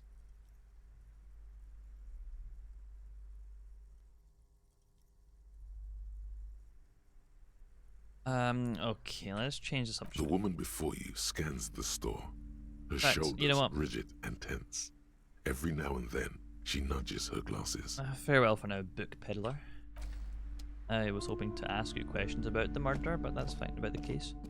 But that's fine. You see a set of tattered curtains blocking the way to another room. A strange cage-like trinket dangles from the curtains. Excuse me, officer. The back room is strictly for employees only. And what's behind these curtains? Nothing. Now please go back to browsing the books. Don't you feel compelled to look at the books? The books are all you care about. She speaks almost as if she's trying to put a spell on you, urging you to buy more books. Oddly enough, the more she tries to draw you away from the curtains, the more alluring they become. I'm in this strange cage-like trinket. How are things? They're alright, yeah. I'm gonna get back into streaming. I'm gonna get back into streaming now that I finally mustered the energy to reset up my OBS. PS2's out. Hopefully, expecting some CS:GO streams soon. Playing some Disco Elysium, some H3 VR. That's the 3 things I've got planned. Get back into. It's gonna be cool. It's gonna be great. Didn't really get to use it. Never doing it back. We're back with a mod. It's great. Having a good time. How are you? I'm going to examine this strange cage-like trinket. You see some kind of charm, an irregular polyhedron assembled from bones, sticks, and straw. Inside, a disturbing fish head with empty eye sockets stares at you. She's a witch. Okay. Got it. This is a traditional Seminese ward, meant to provide protection against ill luck, bad dreams, curses, and other supernatural scourges. And who are the Seminese? Inhabitants of Ile de Fantôme, the Seminine Islands down south. Aside from poking at it suspiciously, there is nothing else to do with the fishhead charm at this time. The curtains remain shut before you. I'm going to pull open the curtains. Just as you're about to pull apart the curtains, the petrified voice of the shop owner cries out once more. Sir, don't touch that. I told you it's off limits for the customers. Her hand is closed around her pendant fingers, nervously playing with the tab. Customer, fucking detective. How Parapsychologically speaking, we're done if you decide to open them. I won't be held responsible for the consequences. It's too dangerous. She looks away, mumbling. Why is everyone always messing with the curtains? Why can't they just buy books like normal people? This is different. Police officer, I need to get in there. Why? It's not like anyone was killed there. Stops abruptly, hands flying over her mouth, baffled by our own bluntness. I am sorry. I don't mean to be so impolite. Just please don't go there. I can't allow that. You'll only make things worse and unleash the powers. Okay. The curtains do seem frail suddenly, not robust enough to contain a slippery darkness. But I sense the place calling for me. I must investigate beyond the threshold. You do? My God, even more reasons not to mess with the curtains. Just step away, dear sir. Alright. I'll think about it for a while. We'll just, when she goes to bed, we'll break in and go behind the curtains. Thank you. Let's just talk about this first, all right? There's no reason for you to venture into the unknown. Talking is always good. Go see what she has to say. There is something mysterious about the curtains. Be careful. The curtains, tattered with age and covered in dust, hang before you, as if taunting you. Not the curtain. So watch up here real quick. Oh, this is interesting. Whatever this is. Several maps have been attached to a bulletin board hidden inside the alcove. They're held up by small pins. The board has come loose from one corner. The maps look old and faded. Your eye catches a map of Insulinda, a map of Revachol, and a map of Martinez. Storekeep, can I buy these maps? I'm sorry, officer. The map of Martinez is the only one available. The other two are not for sale anymore. And besides, you could scarcely afford them. They're quite valuable, though they might not look it. The map of Martinez is 90 cents, though. Why is the map of Martinez so cheap? That old thing. It's an out-of-date map of a tourist location that never was nor came to be. From when some design studio people tried to spruce the place up 4 or 5 years ago. They also renovated the horse statue, set up those coin-operated viewers, and designed the new street lamps. The place does not look like a successful tourist trap, does it? What happened then? They didn't get that far, for some reason. A shame the project never got going. Would be nice if someone fixed Martinez up. All these ruins are bad for business. I'll buy the map of Martinez. Always good to be informed of your surroundings. Look at the map of The north coast of a verdant island is shattered by the delta of a river. It is the River Esperance. Countless bridges put the shards back together, connecting city blocks to river islands. La Delta says a great artificial heart in the center, teeming with life forms and construction. To the east, rolling hillsides, Le Jardin, Stella Marie, the suburbs of Saint-Baptiste, swallowed up into the megacity. They sound rich to you. This is Revachol East. And west Houdon. It's somewhere to live. Not bad. Then there's Jamrock. It's bad. People shouldn't live there, but they do. Then Forberg. It's almost as bad, and much larger. Then Coal City. It's the worst.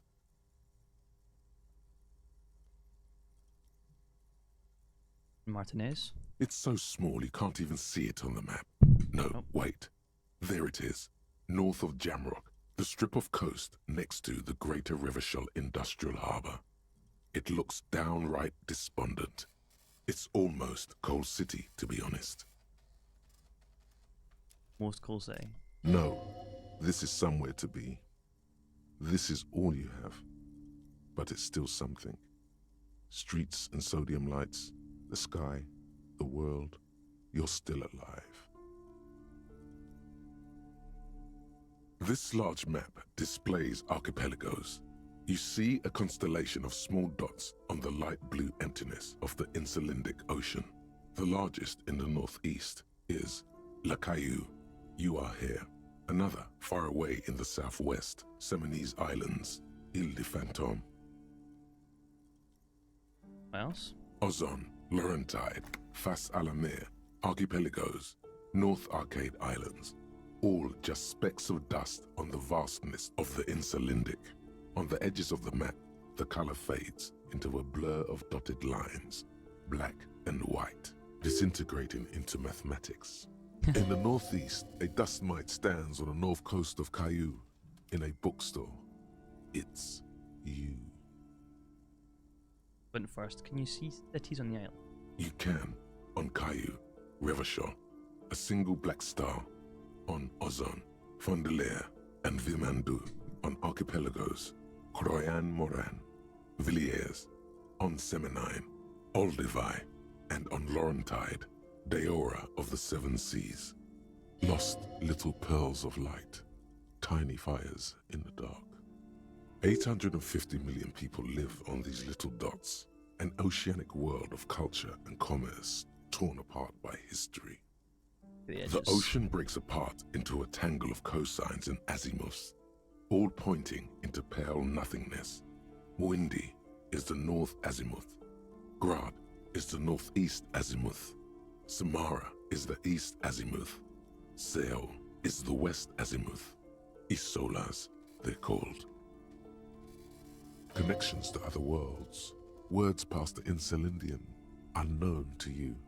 You only know you've never been there. Is this world building? You have little idea what they are. Distant stars, gods, but looking at them makes you feel almost non-existent. Whatever they are, the Isolas are immeasurably large compared to you, and very, very far away.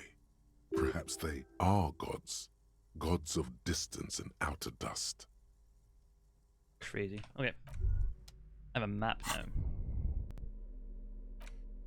The worn map features the patchwork grid of the streets of Martinaise, with directions to appropriately touristy locations. Year 48 resides on the upper right corner. Let's trace a path through the grid. Your finger moves through the various streets, across Rue de Saint-Ghislain and Rue Saint-Sipar, over Saint-Brun and Martinaise North, finally coming to a halt on the spot where you are currently standing, although the map gives no such indication itself. For a more detailed view of the map, go to... Nice, so we actually have a map now. Nice. Okay. Great. This is... okay, cool.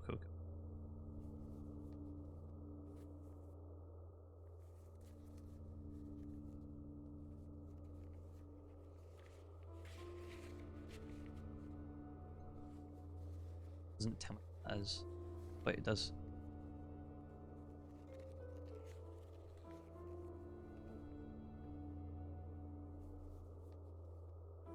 Backyard wall and pile up with ternite are very similar. Very close, sorry, very I guess close. Hello again, esteemed officer, and welcome to Crime, Romance. Why are you subtaining your I damn already told you, curtains? it's just a storage room for employees. You didn't tell me I don't understand why it's so important to you. Just let it go, officer. Go buy some goddamn books. You're supposed to be drawn to the books. Just a storage room, then why does it have Seminese war protecting it? It's just for decoration. Whoever's under your gaze, mouth pressed, a tight-lipped smile and something breaks. Okay, fine. It's just because this place is cursed, just like everyone said. They don't call it the doomed commercial area for nothing. Are you happy now, officer? Happy that you've ruined everything? How does this curse to manifest The itself? curse is so much worse than you could imagine. It's a disease, eating at the very foundation. A shiver runs through the woman. She looks through the dimly lit store. It's the curse of financial distress, of ruin and bankruptcy. She peers at the curtains again. Didn't that curtain just move? Okay, I'm a little confused. What does that mean? Everyone knows that all the previous companies in this building have sooner or later declared bankruptcy, and their malicious spirits are still here, feeding off bad business practices and disappointing income statements. There's something wrong with this building, I can tell you. Ever since I arrived, I've sensed an eerie lingering presence, as if I was unwanted here. Sounds familiar. Strange. What does it mean? Truly so? Perhaps the dark energies are leeching off you. You shouldn't stay in the store too long. It may be dangerous. Let me to take the case. I can investigate and see if the curse is real. Most certainly not. I don't want anyone who's not familiar with the psychic arts to get involved in this mess. Stay away. Leave the spirits be, so they can return to their slumber. My liege, you know what this case calls for? A para-detective. It's our to let you investigate the doomed commercial area. Time to fire up the old lie machine.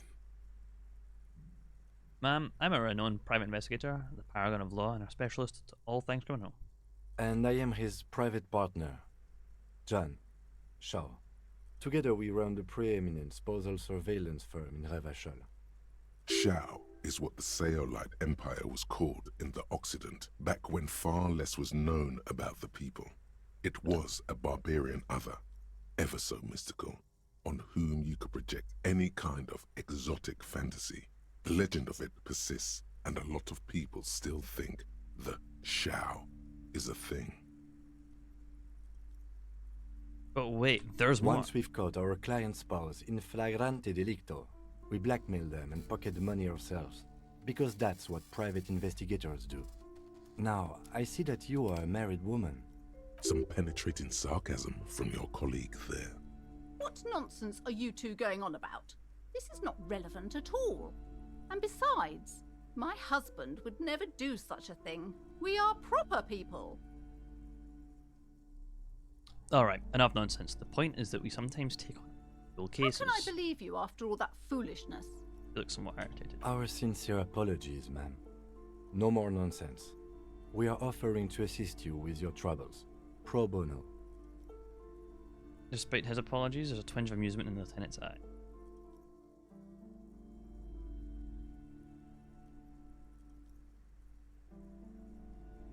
That's right, and all you have to do is give us the key to the back door. Is that what you've been after this whole time? You want the key to the back door? Yes, the key. Can we have it? Absolutely not. Alright, farewell, book peddler.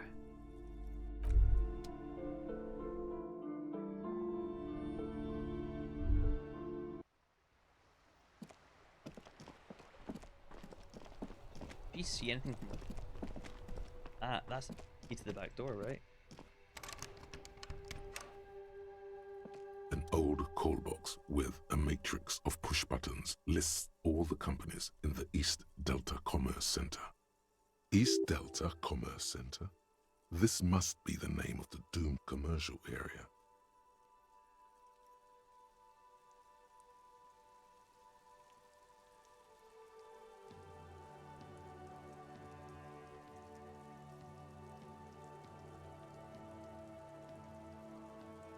'24 window.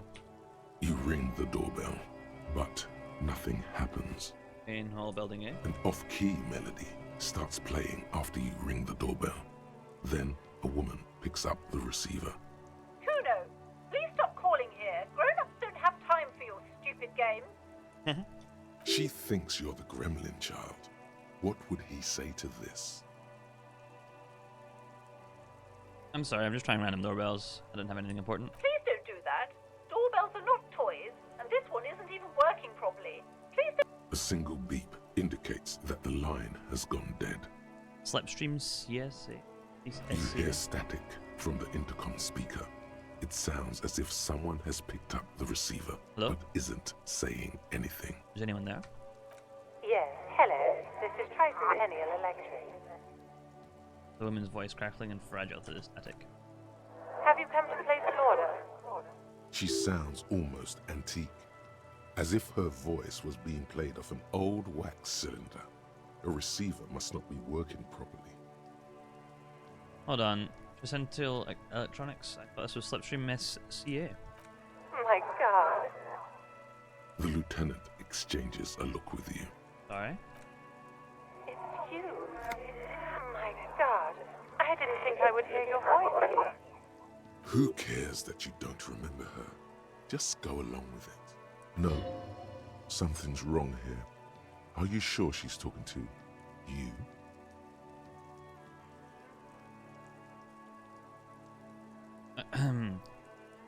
Yeah, it's me. Here I am again, crawling back into your life. Michelle, just please. She stops. Why did you even call? I don't understand. You've been gone for months. I thought you didn't care.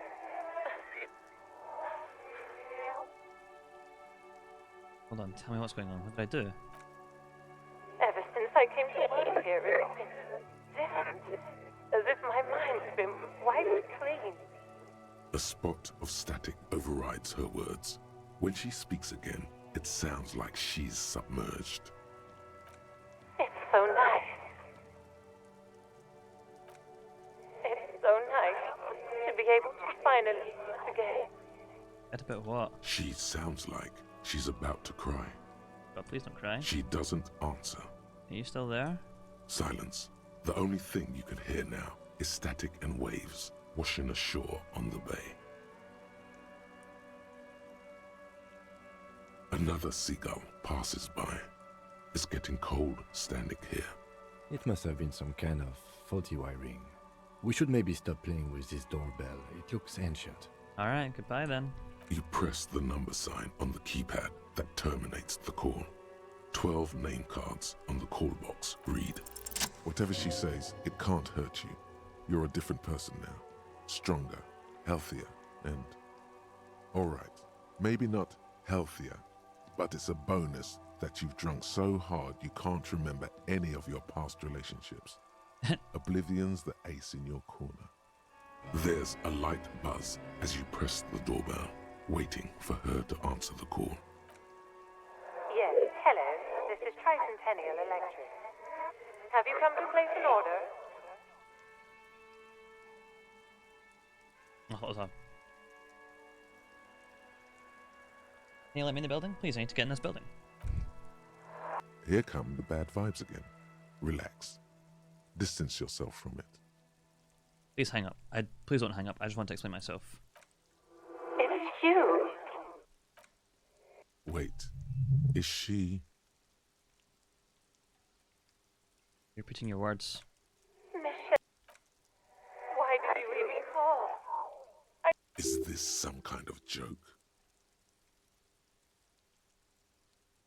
It doesn't matter what I say, you're just going to continue, right? The voice from the intercom doesn't answer, but you can hear her breathing. Wind blows into your microphone again, crackling and echoing in the box. Over. Can we talk now? Ever since I came to work here, it's been different. As if my mind's been wiped clean. It's so nice. It's so nice to be able to finally forget about you.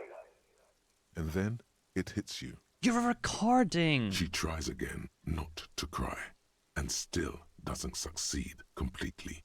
Her quiet sobs sound old and distant, as if her voice is being real or not. Your mirror neurons react. It feels painful to be listening to this. Go ahead, ancient recording. Cry then. Her sound melts into the static from a long-distance phone call. From time to time, you can hear people talking in the distance, but can't make out any words.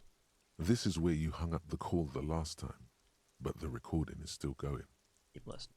A phone rings in the office with an old-fashioned chime, and someone walks by in a pair of heels. The static is like a warm blanket wrapped around the sounds.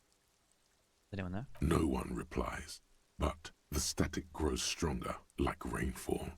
Then a female voice speaks out, completely different from the one before. Glorious and total somehow. Crawling inside your head. Her words are too cold to comprehend. She smells of sodium lights and rain streaks on car windows. Eyes like pilot lights watch your shape in dark hallways, guttering. So, Strange alien thought pattern ends. Lieutenant cuts in, inspecting the. it was a recording trapped in the circuitry from some ancient tenant. This sometimes happens. Shall we conclude here? We have other mysteries to solve. Something weird just happened. Don't take this the wrong way, but during our short stint working together, something weird is almost always happening to you. That is true. Fortress accident? SCA? Silence. No one's home at Fortress Accident. Revachol Ice City? Silence. No one answers the doorbell. Main hall building B whirling in rags. Nothing happens after you ring the doorbell. They don't want to talk to you. Pinball. I can't press. You know. Silence. No one. Empty card. This button looks new, but someone has removed the name card. Nothing happens when you try to ring it. Huh. This button looks new. It's probably not connected yet. Then back inspecting the items in the list. Well, I might as well try the rest of them. Looks like someone has melted half the plastic off with a lighter. The doorbell doesn't work anymore. You wait for a minute or two, but all you get from the call box is silence. No one. All you hear is static. You ring the doorbell, but what an ominous name for a hair salon. Doesn't bode well for anyone's hair. Andrew Orlando here. Ominous. Alright. Guess we're leaving.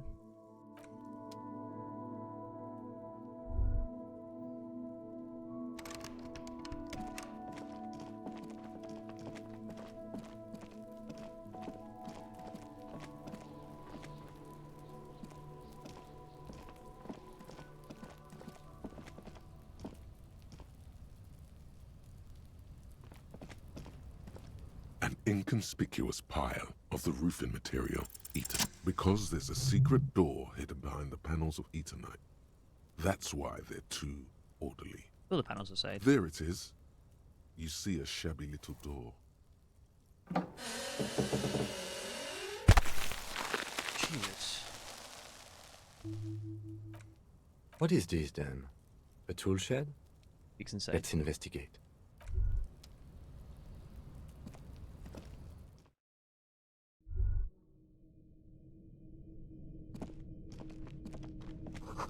The Magnesolam.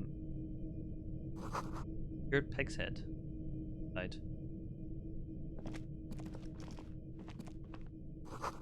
Of a plate with traces of yellow powder. Which says, get out of the way or get fucked up. Be still, my beating heart. It's amphetamine. Sweet amphetamine. The lieutenant isn't studying the powder in the mirror. He's studying you. There's a good vague way to ask where he stands on drug use. Professionally, I mean.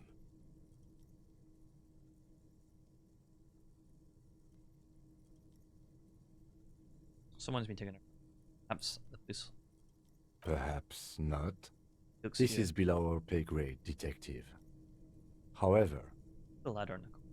see that ladder there? It's probably another way into the industrial harbor, no? A secret path the local kids use.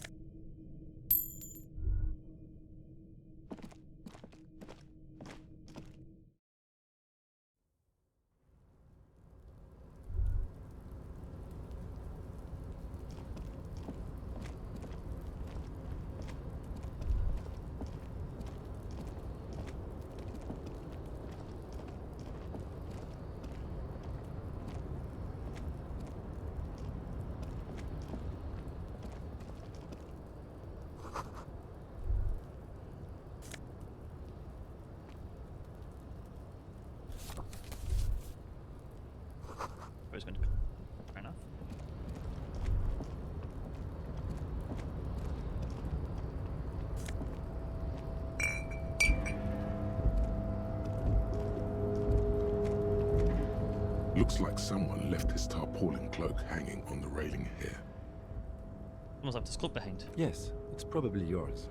It bears the RCM insignia, and you have a habit of being careless with your equipment. He does the drop. You could probably make the jump. You look like you've done some track and field in your day. Yeah, not right now.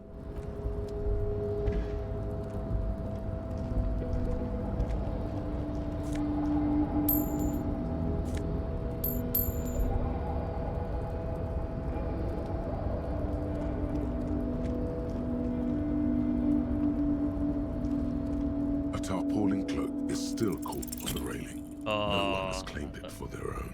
It's red dye.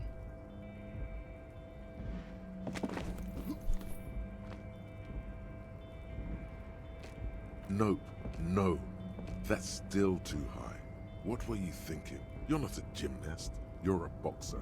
And you've climbed way too high up here. You could have died there. Shit. I'm failing you. This wasn't part of our deal. Hey! What happened? Sound worried, genuinely worried. Alright, Kim, I just can't do that. I understand. We can always come back when you are feeling better. It's just a cloak after all.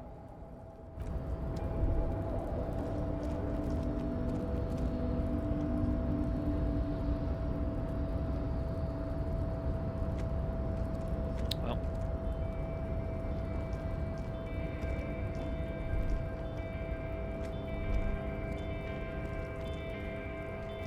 Guess I really didn't. Wait.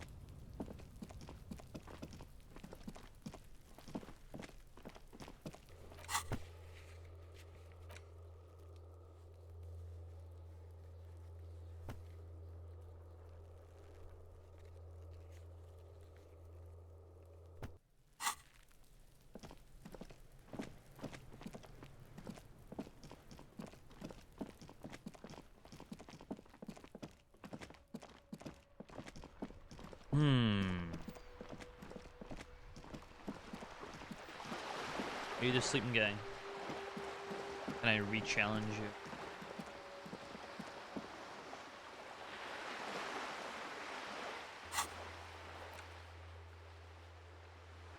We're not the sleeping dog worker.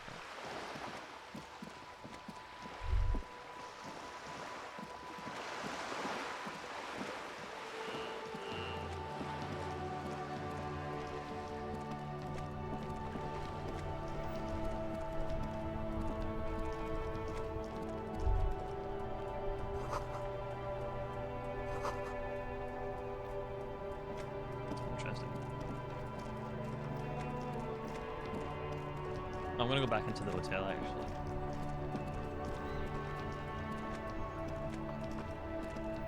I am a gander and a hunter and a gatherer.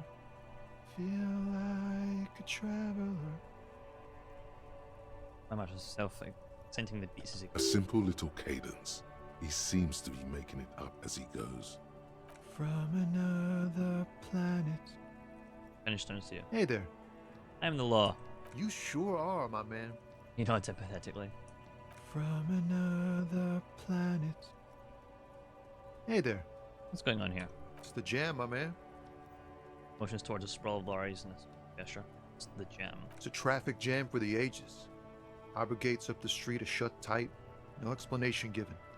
Workers on strike, scabs agitating, an all-around clusterfuck.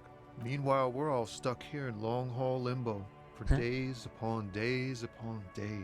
That's south on the road. Upon days. Limbo, huh? That's where I am. Yeah, exactly. It's official. He too agrees. This is the antechamber of the afterlife. Well, how long have you been here? Feels like forever. Like I was born on this here roundabout and this was all I ever knew.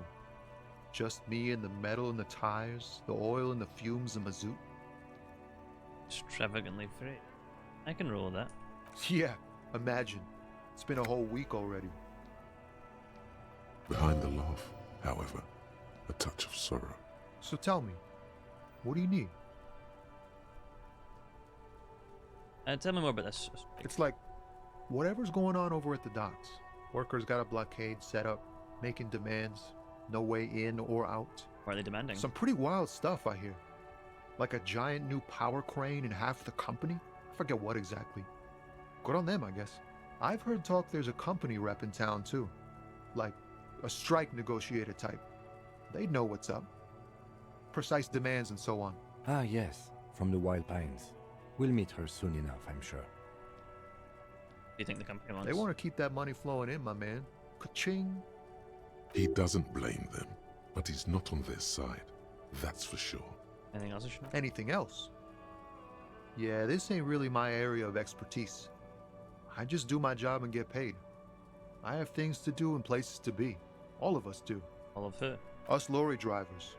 Camionneurs. You still hang around here waiting for this mess to end. Most have scurried off somewhere to get drunk or high. Or laid. He smells awkwardly. Not that I blame him, really. Not you? Not my thing. Chasing transient pleasures is a drag these days. I prefer the examined life now. Thinking, reflecting, observing. Glance down the road towards the horizon. I know something in his eye.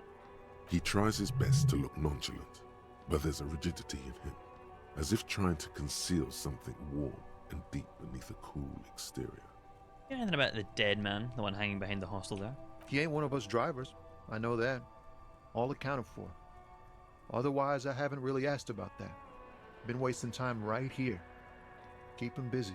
It's easy to see he's telling the truth. He's kept his nose out of the dark stuff. Busy with what? Analyzing the fundamental structural and psychological conditions of being stranded in the midst of a sea of motor lorries and their sad, despondent chauffeurs. What's your conclusion? A sense of surprise there ain't more bodies hanging from more trees.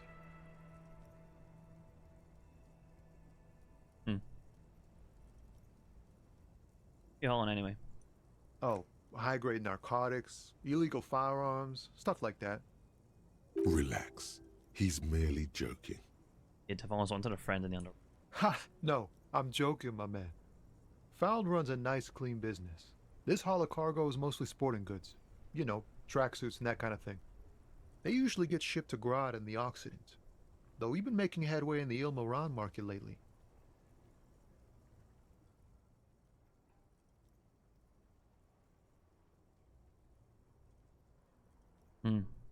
There's your mission behind you? This rockin' beauty. Sure is. Like a rash you can't get rid of. You interested in heavy-duty cargo machinery? A motor lorry, also called a camion, on Caillou and neighboring islands. This one looks roughed up enough to be some sort of found rust bucket. Maybe the A6. Is that a found A6 you got there? Good eye, my man. Yup, she's an old one, but reliable. Me and her spent a long time together. He knocks the side of the truck. There it is again. A little touch of sadness beneath his cool. He thinks he's spent too long in this lorry. Right, I had another question. The man taps his fingers rhythmically against his arm. Have I seen his eyes? Ease into it. Don't go too far. This seems like a personal matter. Oh, man, I want to know about your soul. You really are the law, aren't you? I get that being bluntly observant and inquisitive comes with the territory, but it certainly doesn't help with your conversational skills, does it? Just like that, he slips out of your reach. It is possible the yelling didn't help. Oh. I'm good for now. Good talk. Don't be a stranger. Dark Gaming, welcome. A stranger, he gets a salute with 2 fingers.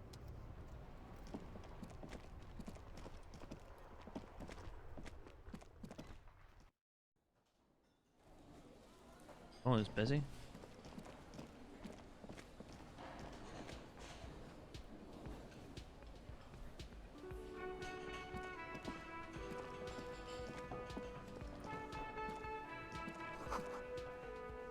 This is we're trying to smell chemicals and pain trees. Doing good? All good? Yeah, we're doing great. in some Elysium. I should stop A thin actually, man soon, is smoking or like below now. an exhaust hood, occasionally sipping from his mug. This must be the Whirling's cook. I was going to stop after the conversation with the last guy with the truck. I forgot. Whoa, too hot. Hit the red there on my. Yes. Interesting. Interesting. And this noise gate is not the best.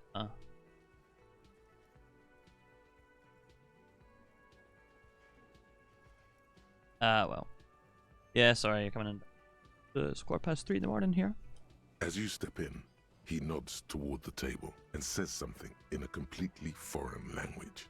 The only words you can make out are Garancy and Kubek. Okay, it's definitely not his name.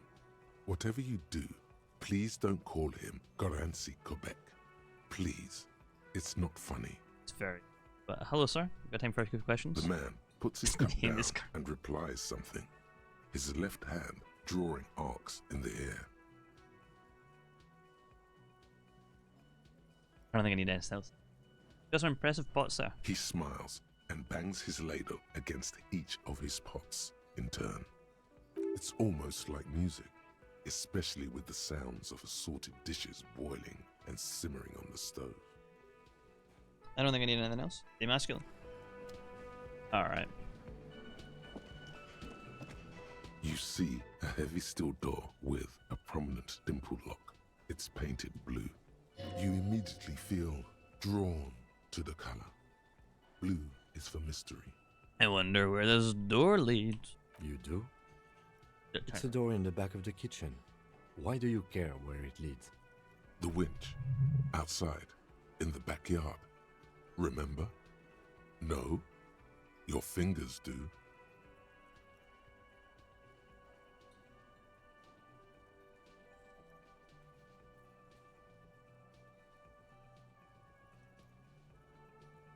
That elevator.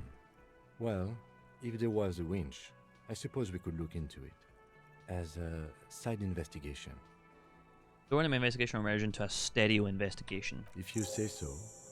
Gart is the person to ask about this. The cafeteria manager. Touch the door. The cobalt blue surface feels rough to touch. The stainless steel door is flush with its frame on every side. Old cobalt paint, rough on the fingers. 40, 50 years since this was painted, maybe. Push the door. The door does not budge. Alright. Go to this guy and then we'll end it.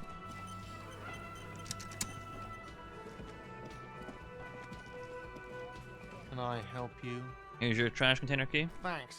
I hope you found what you were looking for. Find the victim's How clothes. strange. I certainly didn't put them there. You don't remember sleepwalking or fugue state.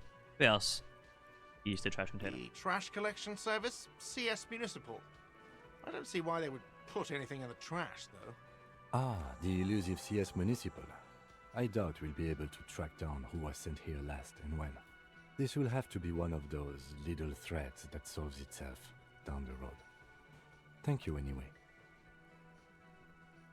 And one of your staff put them there? Sylvie had the keys before I got here, and I can vouch for her. I can vouch for all my staff. None of us would tamper with the crime scene. Yes?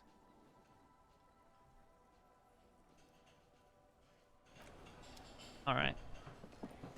Okay, I thought he would have put the back door. Let's see. Anyway. All the VODs up. Oh, why is